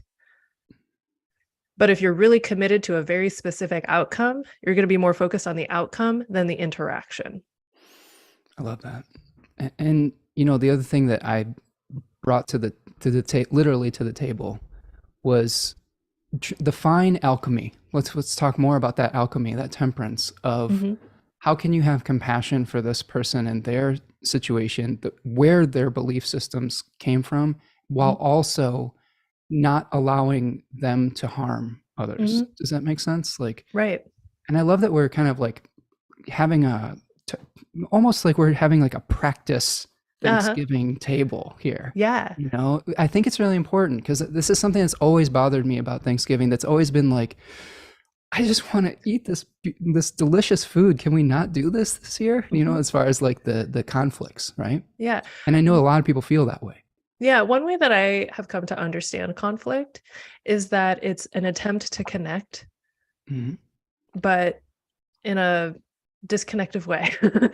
Right? Yeah, It's a roundabout attempt to connect. It's an attempt to be seen and to sure. be heard, but in an aggressive way that often, like, depending on the situation, creates severance rather than connection. Right. Yes. um Yes. and so to interface with conflict or disagreement or whatever as like not as a battle necessarily, but as two people who have different connection needs, Hmm. trying to get that met in the way that they are able to, given whatever the emotional tonicity of the situation is. Mm. Right. And so it's like, to have compassion for somebody who's being really aggressive about their views, it's like maybe that's how they understand um uh I don't know, clan making to happen, right? Right. To Right. unify around an aggressive position, Sure. or a harmful position, or to unify around separatism in some way. And like, there's, it's like, okay, that's not how I want to do it. Well, I Good found that this luck. this is always this to me has always been the beauty of astrology, and what made me gravitate towards it was Mhm. being able to understand where someone else was coming from. Mhm. Compassion is to me Mhm. the greatest gift of seeing someone's chart, understanding Yeah. where they're coming from. At the same time, while also acknowledging that understanding where someone's coming from does not give them license to be abusive. And that was Right. a hard lesson for me as a young person, with Mhm. permeable boundaries, right? Mhm. The other thing I'll say about this chart, Diana, is that Mars in the third decan of Gemini, you Mhm. know, to me, I've been warning people on this channel that, folks like Austin Coppock and T. Susan Chang talk about Praxidike, who is the exactor of justice, and this Mhm. decan being concerned with sometimes seeing things in very high contrast in black and white, or in a way that is creating ultimatums. Mm-hmm. And I've been warning people completely against making ultimatums with Yeah. Mars retrograde in Gemini 3, because you might have to walk back that statement. Yeah. Pretty harshly. Yeah, that's part of why I think it's so important to think in terms of personal boundaries rather than expectations and ultimatums. Yes. Right? To Yes. say, if you do this, I'm going to leave the room is not Right. the same as like, if you don't do this, we're never speaking again. Right. Totally. Right? The energy Yes. behind those are really different. It's self-responsibility rather than control of the other. I love it. I love it. Yeah. So I want you to speak just a little bit more on Jupiter in the third decan of Pisces. Mm-hmm. I see this as a crusading decan. It's a Mars decan. Mm-hmm. It's kind of, we've got the 10 of cups here. Maybe you can bring in 10 of cups energy with us, because to me that's the clay that we're working with in this new moon. What is Jupiter providing from that space? Feelings, so many feelings, Yeah. right? People have been talking about how sorry, I'm just trying to find the 10 of cups from this deck too. Have been talking about how like the experience of Jupiter and Pisces hasn't necessarily been like puppies and roses. And Sure. it's like, well, it starts in a Saturn decan and it ends in a Mars decan. Like and there's something about how the overflow of emotion, like I think about the way that salt cures, Mm-hmm. right? And tears are salty. And salt as the just like the most perpetually accessible, at least in this era where salt is not a luxury, Sure. like cleanser and protector of some kind, right? It's like, if you need to do some energetic hygiene work around your house or around your body, just go buy like a $2 thing of sea salt from Trader Joe's. Like that's all you need on a baseline. I mean, you don't technically even need that, but like that's enough. Sprinkle it by your door, right? Yeah, take a literally salty bath. Like you can't get to the ocean, make the ocean in your bathroom. And so there's something very medicinal. So this is the 10 of cups from the Rosebud Tarot. Hold on, I'm going to stop the share for a second so we can see it. Okay. This is the Rosebud Tarot 10 of cups. Oh, nice. Yeah. Nice. And so like thinking about like what we're working with is how do I even put this? It's like thinking about how the last decan of Pisces is also the lead in Aries. It's a Mars decan going into a Mars situation. And there's something about the middle decan of Pisces is like, ooh, yes, we are all together. We are all one, man. Like, I don't need drugs to have this kind of interconnection. Right. But the preparation for Aries is like, oh shit, I don't get to stay in unit of consciousness. I don't get to stay inside of the ego death. If you remain inside of ego death, you literally die. Yeah. You can't stay there. You can't stay outside of separation. So, and, then we can talk about how, separation and togetherness is in its own way a duality. Anyway, so like, I think about that of just like, what does it mean to be intra-responsible and inter-responsible, intra-connected and interconnected. Okay. And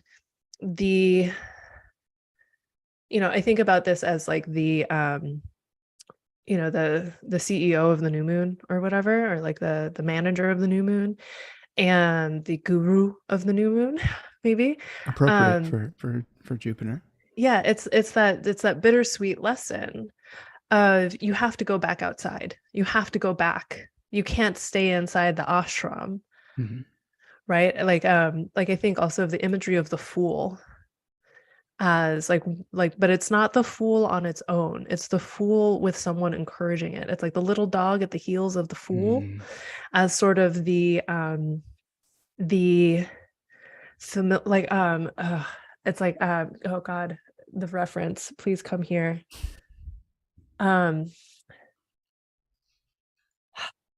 Wizard of Oz. No, close. I was thinking about close, Toto. But no cigar. It's like if Toto, like maybe Toto is God. Right. Like the Wizard of Oz, if Toto is God, Toto's like, no, we got to keep going on the road. like Yeah. yip. Let's keep going. Like The there's call to adventure, right? right, there's that call to adventure of Yeah. just like you can't step in the same river twice. You can't stay here, right? Like you can't stay in the bardo. You have to go somewhere from that place. I really glad you brought up the transition from Mhm. Pisces to Aries, because I was reading about Sagittarius and the combination of when we have decans that are transitions from water to fire or from fire to water. And we have the rainbow, right? Which is very Mm. ephemeral, the symbol. Yeah. It's beautiful and it's the mixture of fire and water, right? But Yeah. it doesn't last, It doesn't right? last. It It's doesn't the last. celebration. It's like Yeah. whenever you have a big creative project and you finish it and then you're like, "Yay!" And immediately afterwards you're like, "I have never been so sad in my life." Yeah, no, Right? I will say this, like as Jupiter, my big Jupiter moment in the last series of eclipses, there were a couple. I mean, I've gone through some stuff. We won't get into Mhm. it too much here, but my mom passed away this earlier this Mm. year, and but I also around the same time bought my first house. So like it was Mm. kind of like this like passing of The both and. yeah, passing of the torch. And Mm. my experience with that was just it was such a dream for so long. Like when you're, in your early 40s, and it's harder and harder to become a homeowner these days. It's just really Mm. a late stage capitalism. It's a real bitch. And there was the, like you were saying, the now what? Like, okay, now I own this home. Oh wow, it's a big responsibility and it's really expensive. And like we're also like it's a duplex, so we're responsible for the Mhm. everything now for someone else as well, which is also like Mm. navigating like uh Yeah. like a lot of like adjustment. Um but the thing I will say about that is that the main lesson I learned from this card is the dichotomy or the paradox or whatever comparative word you want to is most appropriate between hope and the sense of impending doom, right? Yeah. Like the Elpis quality, which is the daimonic spirit of that decan. Mhm. And I guess that would lead me to make a statement that I think that we may have wild swings of emotion during this period of time, but it's important to stay connected with hope, even Mhm. when things look their bleakest, because I the next few years might be pretty tough. I mean, like going into more, I don't like election seasons. I like elections, and I think we should have elections. But election season is always like, They get longer and longer every oh year my too. goodness, and it's just so Yeah. much divisive, conflicted speech with and people arguing with one another. It's just for someone who has a sensitive heart, it's just like, can we just not? Um, Mhm. but I think that having that hope and being able to find something to lead you out of the impending sense of doom or Mhm. mortality is important, especially with this new moon. What is it that ignites your passion, right? What is Yeah. it that ignites your crusading energy, within reason? Like, because Mhm. we've had a lot of crusaders recently that have, you know, their crusades have become I'm re- convoluted. yeah, I'm reminded of like in The Witcher, like the young knight who's just like, I'm going to slay the dragon and save the princess, and Yeah. he is the first to die on the trek. Um, That's exactly. Yeah. but yeah, there's something like one of the things that I think about with Jupiter is increased capacity. Mhm. And that increased capacity is not only for good things, right? It's also the increased capacity to navigate, which means also experiencing and feeling the less sunshiny bits of life. Mm. And there's that whole thing of like the the greater your experiences inside of negative feeling, Mm. at least in theory, there should be an equal amount of capacity to experience positive feeling. So if you Mm. want the big positive happiness, joy, celebration, you cannot avoid the sorrow and the grief, Yeah. right? And like there's something that's been like really important for me to like really cling to is the idea that like grief is evidence of love. You do not grieve what you did not love or who you did not love. Continue to love, right? Mm. And for those of us who do have like sort of sensitive, tender hearts around like what's happening in the world and like looking at the future and being like, are we actually going to have a future as a species? Like the intensity of the sorrow is because of the intensity of love. And if we have an intensity of love for the future, then in my personal opinion, we should also have an intensity of hope for the future. And that intensity of hope shouldn't be like sitting around and twiddling our thumbs. It should be using our Jupiterian haunches to get moving. Yeah, definitely. I love that. Yeah, and you know, that brings up a thought I had about the difference between Sagittarius and Pisces, because I do think that there's a palpable energetic difference between these two. I mean, you've got the pre-winter solstice sun in Sagittarius, right? Where we're trying to get to the finish line, right? We're trying to just complete everything. There's a sense of like, let's get this done. It's like wrapping things up before Christmas break. Yeah, exactly. Yeah. Like there's so many things to do before, you know, the final, you know, machinations of Christmas and all of these things, or whatever holiday season.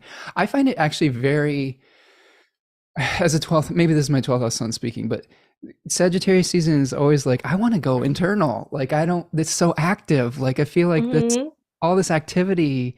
It feels counterintuitive because the light is like it's darkness, you know, like we should be resting. Right. But then the flip side of that with Pisces, you're anticipating the spring equinox, the like right. It's the thaw. It's the thaw period. Yes. Yeah. So I feel like there's this push and this pull with this new moon in particular of like, how do we get everything done? How do we get prepared for the winter solstice, the hunkering down? And then the anticipatory energy of like, ooh, we're getting our vision clear for action later on some level. That to me is a Piscean thing. It's like, let me get really clear on my vision before like, you know, hitting the ground running with Aries, right? It's like I need to like lay in this beanbag until I know what I actually want to do. Find your why. This is what I love about Sam Reynolds. He talks, he's a Pisces rising, and he talks about know your why. What's your why? Yeah. That's the thing that keeps you on the path. And that's also the thing that keeps you from sponging up inadvertently somebody else's godfire. Yes. So I think if we're summing up this new moon, know your why. Slow down a little bit because you may be tempted to move quicker than you want. Than is intelligent, especially if it's like the full moon that comes after this new moon is conjoined Mars. Yeah. Be cautious of injury. Yes, exactly. You could hurt yourself by moving too quickly. Remember that the guy in the next card, the 9 of Wands, he has a bandaged He's head. bandaged. And it's probably from like going a little too quickly and too far, too fast. Exactly. Yeah. So, all right, man, this has been such a great conversation.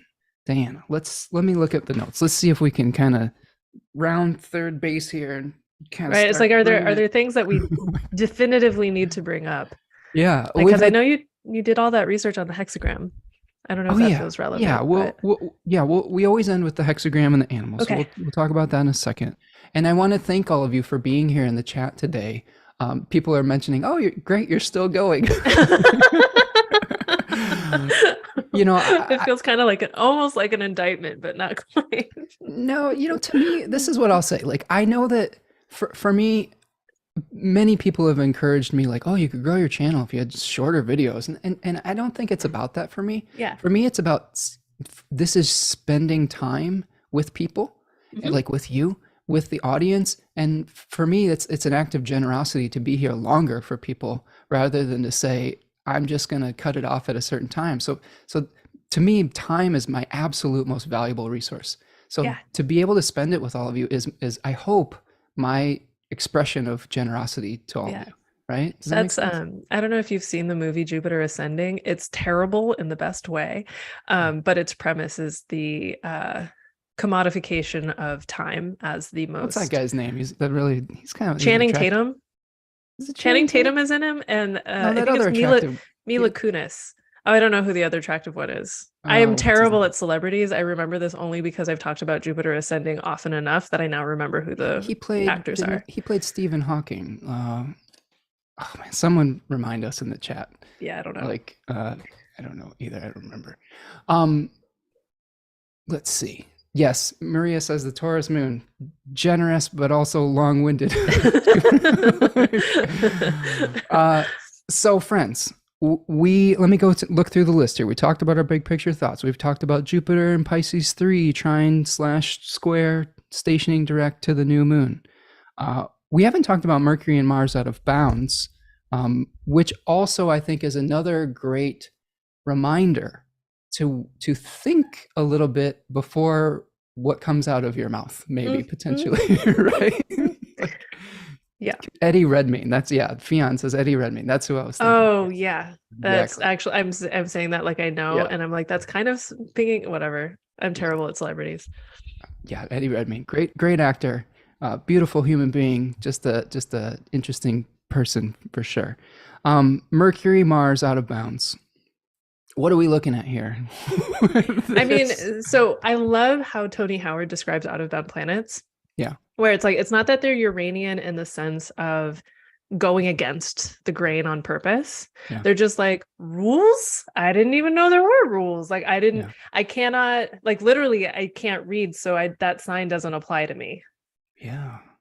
Right? Like that, like posting. Like it's like I don't read English. So the sign that says no skateboarding in the tennis court doesn't apply to me. I'm just gonna skateboard in the tennis court. Right. Right. And so that's great for a sense of freedom. It's not so great if you are interacting in a situation where there are cultural norms that might be beneficial to adhere to for the sake of your own comfort and for the happiness of others involved. Yes. So, yes, stepping outside that like accepted script of the sun, right? Of the solar king or of the community that you're within. So when you have Mercury and Mars out of bounds, our words could just be popping off. Our aggressiveness might not be within normal fighting rules. There might be no holds barred type of thing. Yep.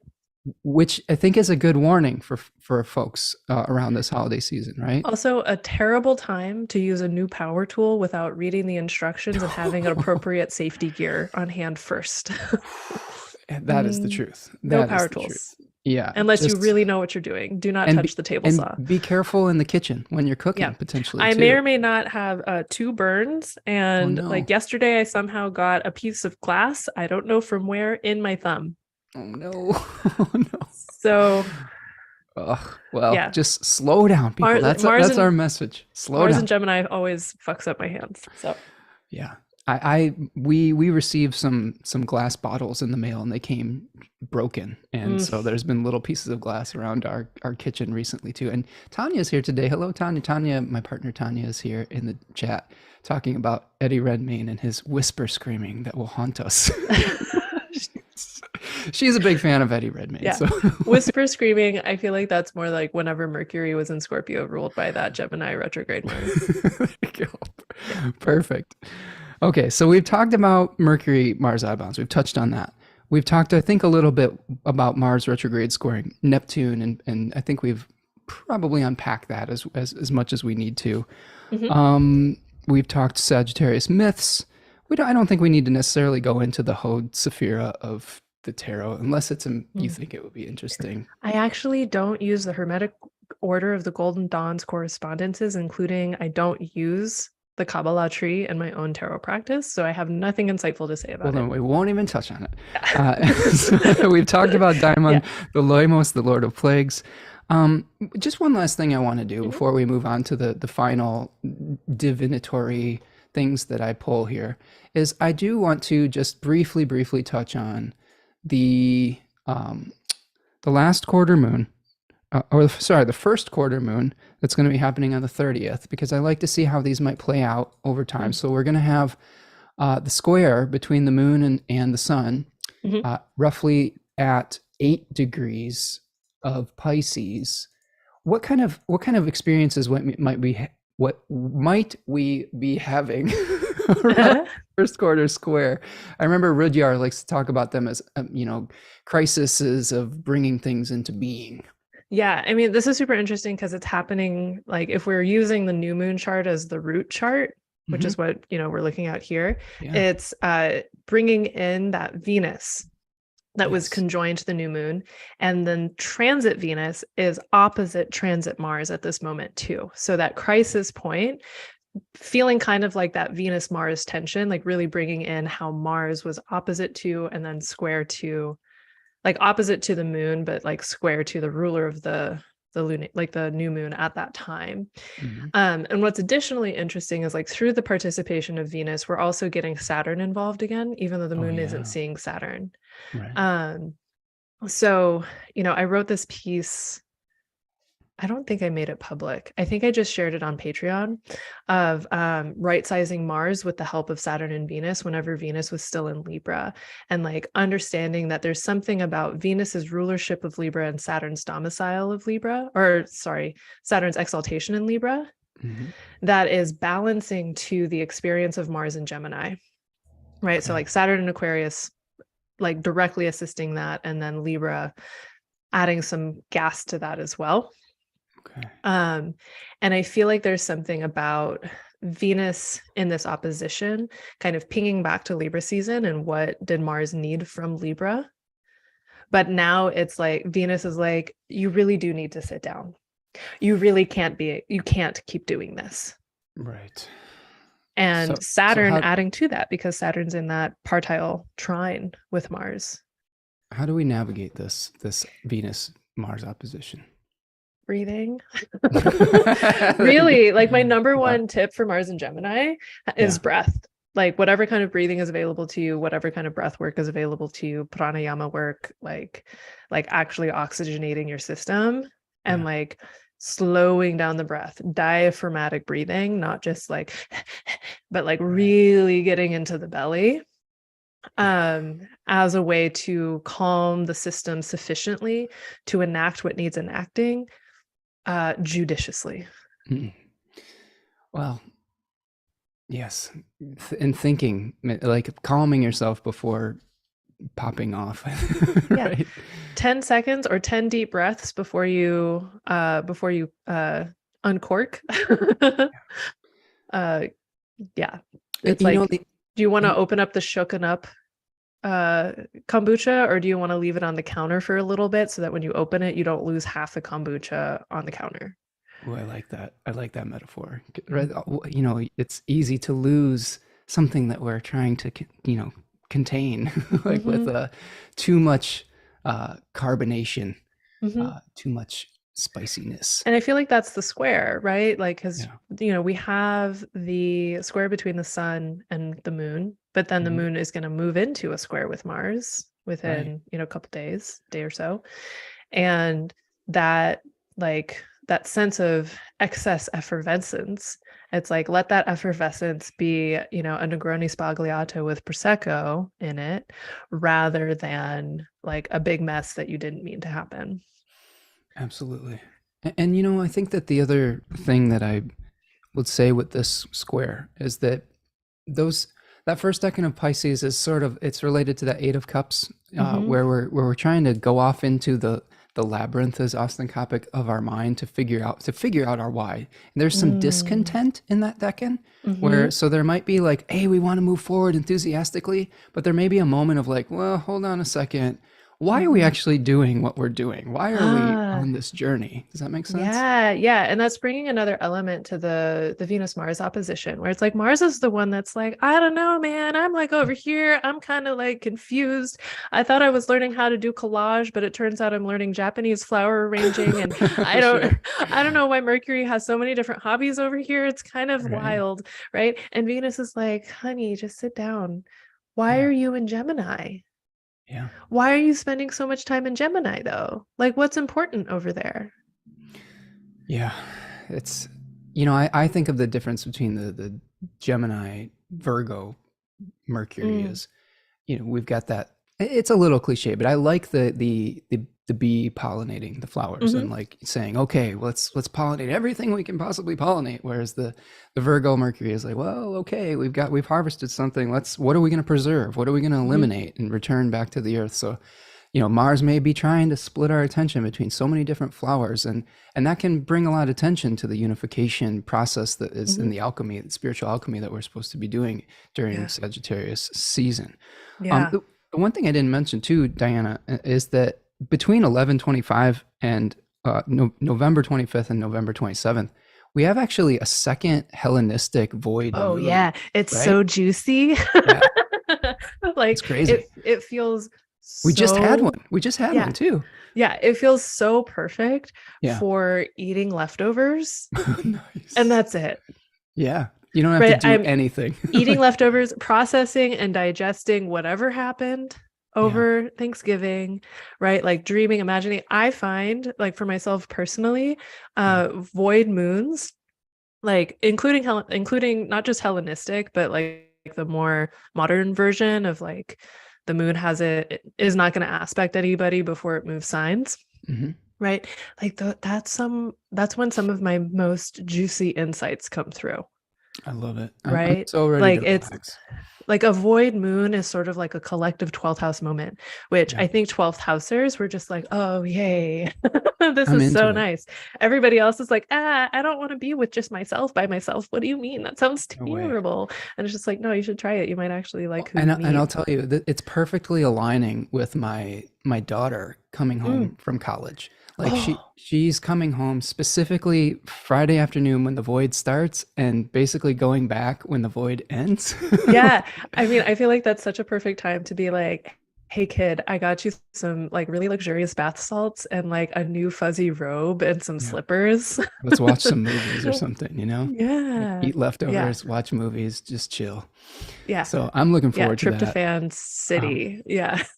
but I guess the warning is don't try to do anything super important that you want to be lasting, because the Hellenistic astrologers Don't would say that, don't start shit. right? Process shit. They would say nothing will come of Don't the start matter. shit. Yeah. Yeah. Okay. So then, okay, let's figure out the rest of this here. Sorry, my blood sugar's starting to fade a little bit, Do but you need to get a snack?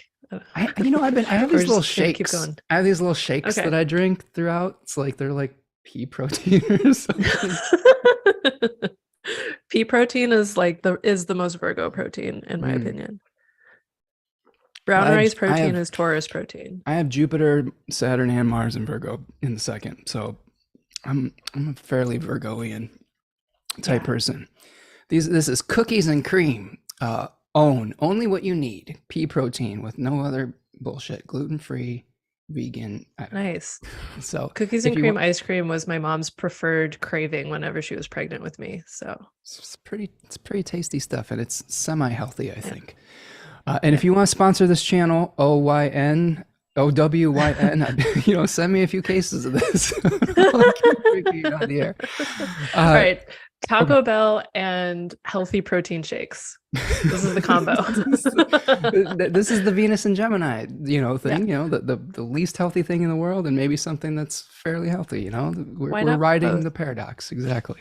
Yeah. So we've got that quarter moon on the 30th, and my notes are trying Mhm. to escape me here. And then we're going to have we talked about the Venus Mars opposition. We're going to have a Venus Neptune square coming around that period of time. Mercury Mhm. will square Jupiter, and then Mercury finally leaves Sagittarius. And I don't know if it's a dignity gain, but it's going out of maybe a dignity exile depletion in Sagittarius, Mhm. which isn't always necessarily a bad thing. It's just doing things. Yeah. It's not doing things in its preferred manner. Yeah. Um, One way I actually want to share this. So Kira sure. Taborn Mhm. is where I learned this from, but it's like Mercury in a Jupiter sign is a tiny person trying to use gigantic tools, and Jupiter in a Mercury sign is a giant person trying to use tiny tools. Oh, well, that makes a lot of sense with Jupiter. Right. As a Jupiter and Virgo native, Yeah. I'm Yeah. always like getting into the granularism of all this. And Mhm. that's why I've tried to be a little more casual on this channel, because I just like, sometimes we just have to talk about the bigger picture and not get into every single detail. Because I'll tell you what, this is what my notes look like, Diana. It's just, I sent them to you. It's You crazy. sent them to me. I've seen them. It's crazy. It's crazy. I can't help it. But thoroughness is important to me. But at the same time, like it's just sometimes you just have to have fun. And I've had a great time with you here today. Yeah. Tell me just briefly, how do you see this cycle coming to fruition at the December 7th full moon? I'm looking at that. I'm so like, ugh. Yeah, it's gonna be funky. like again, like thinking about injuries, yeah, that are born out of any consequences from any enthusiasm that is stirred by the new moon. Yes. I'm also thinking about this as perceiving a deeper motivation that's less about specificity and more about multiplicity. Right. So I think sometimes whenever we talk about like, what's your why? What's your why? What's your why? Like people think that it needs to be like super specific. Like my why is to ensure that like blue whales are saved. Like we're saving the blue whales specifically. You know, but actually maybe your why is healthy oceanic ecosystems, which is much more multiplicitous, right? It's I was just laughing at that because it seems like such a large undertaking. This is my youth was like, I'm gonna save everybody and everything. I'm gonna save the whole world. Yeah, exactly. Yeah, I mean, I feel like cancer placements, like I have my own, right? And I think there's something there of just like I want to caretake the everything. Oh, you have Jupiter in Cancer, don't you? I do. Yeah, you and Tanya have really similar charts. We're best friends, Tanya. You don't know this yet, but whenever we meet, we're gonna be best. You will be best friends. Peas in a pod. I'm gonna make that happen. Yeah, you're coming over to our house for dinner, and we're gonna chat, and you and Tanya are gonna be BFFs. Great. Okay. I'll make a pie. Nice. I love making pie. So, no, I'll make a pear crumble. I've got whatever. We're not going down that diversion. Come back. Come back. So yeah, anyway, I'm thinking about that of just like that illumination of rationale or reasoning that is more I'm kind of thinking in terms of like inflorescences, like the flowers that come up and out. And it's like a healthy meadow doesn't have a single species in it. A healthy meadow has lots of species in it, like lots of different things living there. And so like having this combined with Mars, it's also like, what are all of the different reasons to enact?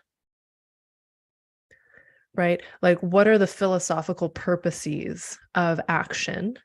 And what does it mean to understand the actual philosophical origins of your own desires to act? Well, that's right. Lots unpacking that. Yeah. I mean, like I look at that. I mean, this lunation is exactly pinging something in my own chart. So I'm like, stop it. Don't do that, please. It's exactly, please be nice. It's exactly on my Venus. So yeah. in the 11th. Okay, that's funny because like the sun is exactly almost not to the minute, but to the degree on my Mercury at this point. So this lunation is happening exactly opposite my Mercury. That's why our chat's been so nice. We have a Mercury Venus opposition. Oh, that's cute. You and I have a lot of interesting Sinistry in our chart too. I think your Mercury is exactly opposite my Venus. I think you got like Mars opposite my moon. And Pluto. Mars at 16 Scorpio. Yeah, I'm 15-degree Taurus moon. And yeah, so cool. You're familiar. Your energy's familiar because like Tanya's, chart. She's a 12th house Sag Sun, Jupiter in Cancer in the 7th. Like there's a lot going on there. Yeah, so cool. Besties. Anyway, that's I'm looking at this trying not to be too scared because Mars is my malefic out of sect. Well, and what I will add, Diana, to this mutual admiration society. Like sometimes I'll have guests on here, and like I had Janet on here the other day, and Janet and I were like, "Hi, Janet. I love you. No, I love you. No, you're wonderful. You're the best." Like, so sorry, folks, if you're like at all nauseated by our love fest. Astrologush. Yes, there you go. But what I will say is that we've got Mercury, Venus, the moon, and Mars out of bounds at this full moon. Oh, So all of interesting. those planets are like saying, screw your socially acceptable agenda. Mm, We all have our own agenda right now. yeah. So So this is making me think, like, I don't know why I hadn't thought about the out of bounds component for this particular full moon. I'm so glad you brought it up. Because I think one of the things that this particular Sagittarius season brings forward is the opportunity, but also the imperative of imagination and imagining things differently. So innovation, but not in a technology way, innovation as in how can I think and be differently? yeah. Because the circumstances that we are in are like we're in a new epic, like epochal time period. Like Jupiter, it's an epic Saturn, air epoch, right? Yeah, exactly. We're at the beginning of like the next Renaissance, essentially. And like the beginning of the Renaissance isn't the cute, like everybody's walking around as a patron of the Medicis. Like it's everybody having a temper tantrum that they have to change. It's a swarm of bees. Yeah. Many swarms of bees all looking for new homes. And so there is something about like, potentially like an inciting incident that really drives home the necessity to think differently, to not just like intake all of a bunch of different influences because it's cute and nice and like it's cool to have a collection, but to understand that what you've been collecting does require you to behave differently at a certain point. Because this is trine Saturn. Yeah. And Saturn in Aquarius, like Aquarius in general, but Saturn in Aquarius is very much like, what are the structures of your worldviews, and are they the ones that you need in order to build the world that matters to you? And with Jupiter in Pisces, it's like, are you dreaming the world that matches your worldview, or is the world you're dreaming requiring a different worldview? And so just for citationality, Ari Felix has been doing quite a lot of work around world building and dream worlding lately. And they're somebody to work with if those concepts are resonant with you. Was that the one that you were sharing about the midheaven? Connecting the midheaven? They recently did a post like just this week of like the midheaven as reflecting in world building, but they've been doing it for all of the planets. And like they do, they're very innovative with this. So I'm seeing also just a capital T truth versus little t relative truth with this one.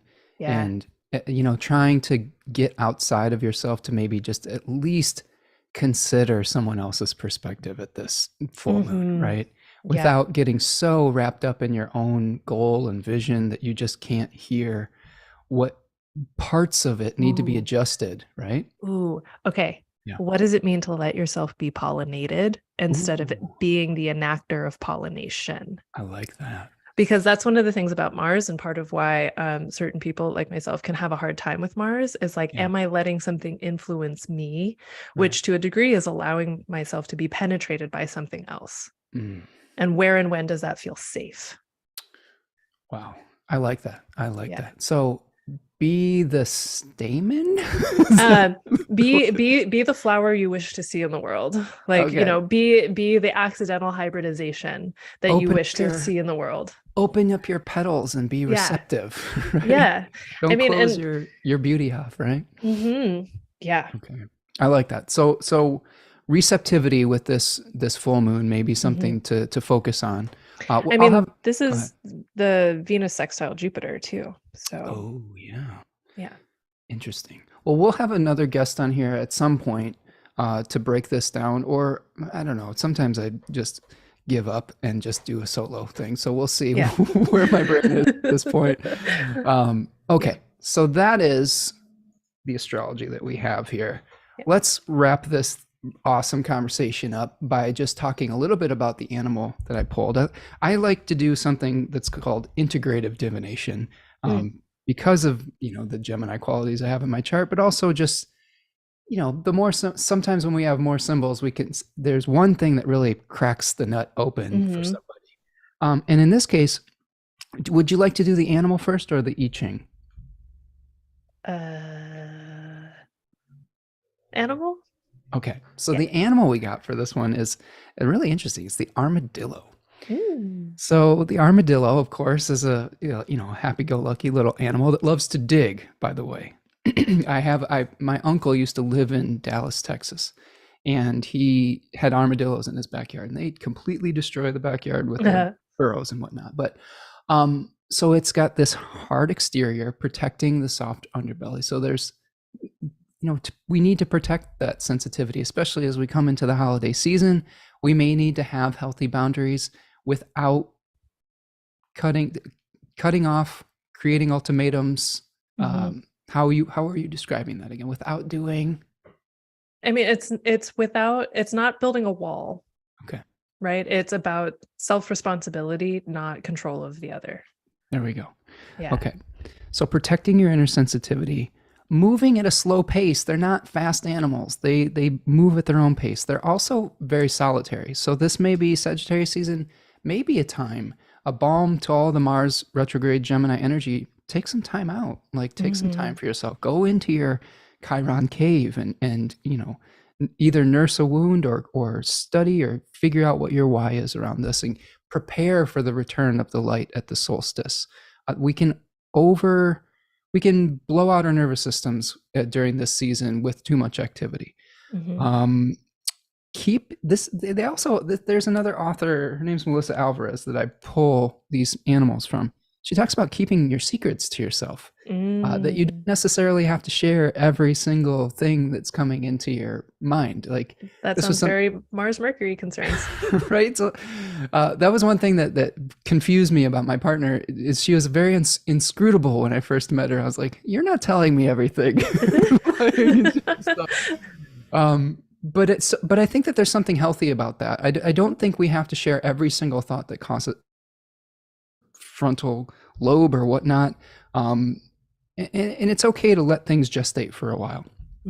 They also speak to having a compassionate nature, and specifically utilizing that sensitivity in a way that is harmonious with others. So by keeping your own counsel, not leaking energy or giving away all of your thoughts before they're fully formed, that actually does help you set healthy boundaries with folks, because then you're not going to ignite some kind of conflict before you actually feel centered, because a lot of the conflicts that we see in life are because we ourselves are not unified. We are not like we don't really believe it.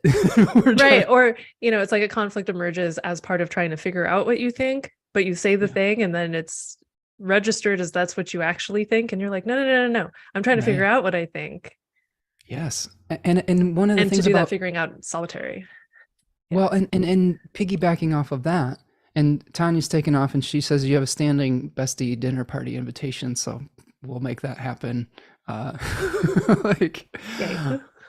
to me, the one of the other challenges of Mars and Gemini is that Liz Green talks a lot about shadow projection with Gemini. And I think it's very easy to project something that we are conflicted with internally onto others, especially in family get-togethers. Yeah, go ahead. I can see. So this is the is happening. I'm reminded of the song the Harry Nilsson song that you chose whenever you shared in your stories earlier this week. Me and my arrow, which comes from The Point, which was a concept album that Harry Nilsson came up with while like completely ratcheted on acid, and also became an animated children's TV special, one version of which is narrated by Ringo Starr. That's the better one. I forget who narrates the other one. It's not as good. But it's my favorite, like, I'm not even going to say it's my favorite kids movie. It's my favorite movie, period. Nice. Arrival is very close, but The Point wins. So I would like to recommend that as Sagittarius season watching. Homework, but it's really home play because you're watching a kids movie. You can find it for free on YouTube.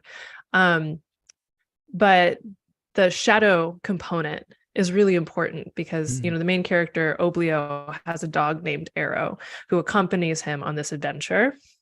But the reason why he's even on the adventure is because Oblio, in a way, represents the shadow of the village in which he is born, but he's born different from everybody else. Well, you do know that Harry Nielsen's a Gemini sun, right? I didn't know that. I haven't ever looked at his chart, So, for reasons that I don't understand why I would have yeah. never looked at his chart, because he's brilliant and I love him. Oh, so great. Yeah. We'll add him to our Astro playlist that people have Yeah. been trying to encourage me to like put out into the world. Yeah. We had a long digression in our last chat on this channel about our favorite musicians and all of Oh, that. yeah. So those guys, I've been on a Whitney Houston kick lately. So. Ooh, nice. I was going to say Angel Olsen's Endless Road is also an extremely good Sagittarius season song, and especially first decan Sag. Okay. Yeah. What is the name of that? I'm going to have to write it down. Endless Road. It's a bonus track from Burn Your Fire for No Witness. Okay. Very cool. Yeah. Okay. So we've got the armadillo. Yeah. Go check out Harry Nielsen, the movie The Point. Yeah. Have your own Whitney Houston bodyguard 90s movie night experience. Which I did the other night, which was fun. And so we have one final thing here. We have a hexagram. And I always ask, what is the essence of the lunation? And I got hexagram number 43, which the multiple translations talk about resolution, determination, decisiveness, speaking forthrightly, elimination, eradicating remaining evils, parting, cutting off, breakthrough. There's like stories of like I believe a ram that is trying to extricate itself from like the brambles or something of that nature with this. And there's two changing lines. Line number 1 says, powerful in his forward toes, he goes forward, but it is not able to overcome. He incurs blame. The author that I like, his name is Jack Balkin, and he's a Yale professor. The book is called Laws of Changes. He talks about an impatience and an eagerness to press forward in this line. But he also says that you may lack the ability to deal with the issues that you're facing right now with the skills that you have. So think carefully about what is or isn't possible. Stay connected with your current limits for now. And don't waste resources on a rash advance. Hold back to gain strength. So we've been talking about that as we've been going along. Very apt. Right. I-Ching is one of my favorite oracles. It does not mess around. It like goes to the heart of it and is like, okay, you're going to have to deal with the reality of this. Yeah. Line number 2 says, cries of alarm, arms at evening and at night, have no fear. So this line, Jack talks about being perpetually alert. Resolution, determination requires preparation, caution, readiness. This is really about preparing for difficulties in advance. Like we were talking about, like preparing yourself mentally and emotionally before heading into the war zone of family dinners. Yeah. This is making me think about the difference between hypervigilance and appropriate preparation. Yeah. Because hypervigilance is extremely understandable, and also often doesn't actually prepare you to deal with things. It just makes you anticipating, like it puts you in an anticipatory crouch without necessarily having the resources to launch out of that crouch if and when necessary. Whereas preparation means that you're not just in the crouch, but you are ready to act and get into the crouch when it's required. Okay. So like training, right? Training. Yeah. Getting into the training. You know, he also talks about keeping your wits about you without losing your emotional balance, which I think is good advice for Jupiter in the third decan of Pisces, hosting the new moon. And just, you know, preparedness. This is something that I was thinking about. The luck of Sagittarius or the luck of Jupiter, it's not just random. To me, because Jupiter is part of the solar sect, there is an active conscious component to it. And you can create luck by being prepared, by taking, accumulating actions over time and being in the right place to be able to take advantage of your opportunity. It's not just random, right? Yeah, that's one of the things like Sam talks about in terms of Jupiter returns. And it's just like sometimes a Jupiter return just points out where you're not ready to receive the thing that you think you want. Okay. I love it. He's so Yeah. wise. I should get him back here. I've had one chat with him on the channel, and I got to hang out with him at the Great Lakes Astrology Conference. He's really funny. I do just really I love his energy. He's next level. Yeah. Okay. So we're changing with those two changing lines to the hexagram number 31, which translates to mutual influence, reciprocity, mutual attraction, courtship, and wooing. So we're preparing ourselves for a union, right? For coming together like the centaur potentially. Yeah, and that also makes me think about, it's like the full moon in Gemini as the thing that comes after the new moon in Sagittarius, where it's like the new moon, or like Sagittarius itself has sort of this like, I'm going to go do the thing. I'm going to go like talk to people. I'm going to go just like do whatever I want to do. And Gemini is like, okay, but who are you going along with? And we think about like the tarot association of the Lover's card with Gemini, and like, what does it mean to understand that in your venturing, you are coming into connection. Yes. All right. So who's your ride or die, and what crew are you gonna go, go exploring with? Who's in the sidecar? There you go. I love it. Yeah. Well, Diana, this has been amazing. This was a lot of fun. Super enjoyable. Really, really grateful for you coming on the show, for your your infectious enthusiasm, your intelligence, and your storytelling ability. Just really great. I can see why, you've been making your way in the astrological world. Just really, really good stuff. And I'm really, really happy to see, you out in the world. And please, please, please keep sharing your gifts. I know as 12th house suns, sometimes we want to retreat. I do. I know this is me talking to myself too. The thing I have to keep reminding myself is that in quadrant, I have an 11th house sun. Me too. I think that's why we do this. Spencer, I think probably that's is. why we do this. Probably is. Yeah. My son is in the 11th in quadrant house. But I will say, when I switched to whole sign houses, there was a lot of aha moments with that. So much relief. It's like when I learned that I was actually a Capricorn rising, not a Sagittarius rising. Like, I'm definitely a Sagittarius, but I am not a Sagittarius rising. Yeah, for sure. The beauty of self-actualization through astrology, right? Yeah. A lot of it is just confirming things that we've felt intuitively and allowing us to just be like, oh, okay, yes, I can relax be myself. into it instead of feel weird about it. You don't have to feel some type of way about who you are. You just got to be who you are. There you go. All right. So, Diana, we can find you at DianaRoseHarper.com. Okay. Instagram.com/Damashena. That's spelled DDAMA. What's the story behind that? What's that all about? So Rosa Damashena, the damask rose, is one of the oldest cultivars of rose. It's used medicinally. It smells really, really good.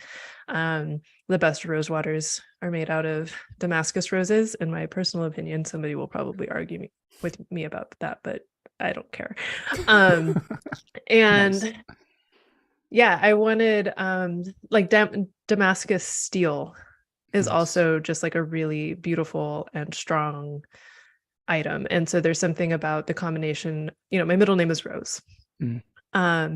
And I have a Venus-Mars sextile. It's separating, but it's there. And there's something about roses as a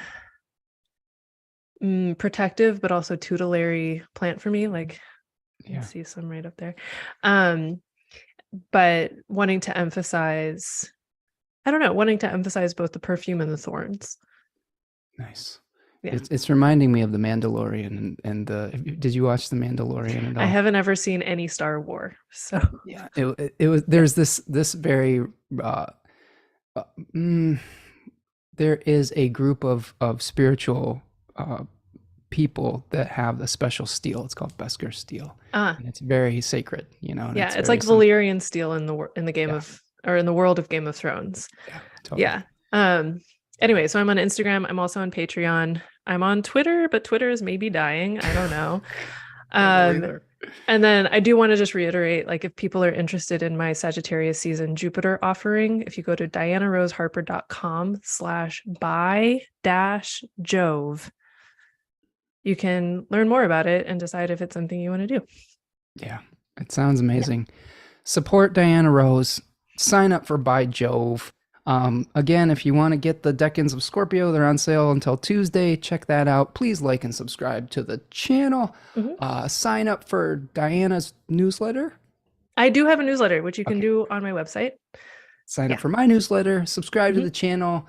Share it with your friends. If you liked this, share it with your friends. Okay, keep going. Be infectious with your enthusiasm. Like spread the good word. Be like Sagittarian seeds, Jupiterian seeds. There you go. Yeah. And I want to thank all of you that joined us today. Really appreciate all of you. I hope that you have a wonderful holiday season and come into alignment with gratitude, with the things that bring you together rather than separate you, and try to appreciate those things in your life. And of course, just be kind to yourself as you're being kind to one another. It makes it easier to be kind to others when you're being kind to yourself. Yeah. So that is what I've got for you folks today. And I will see you the next time. Take care, friends. Bye. Okay.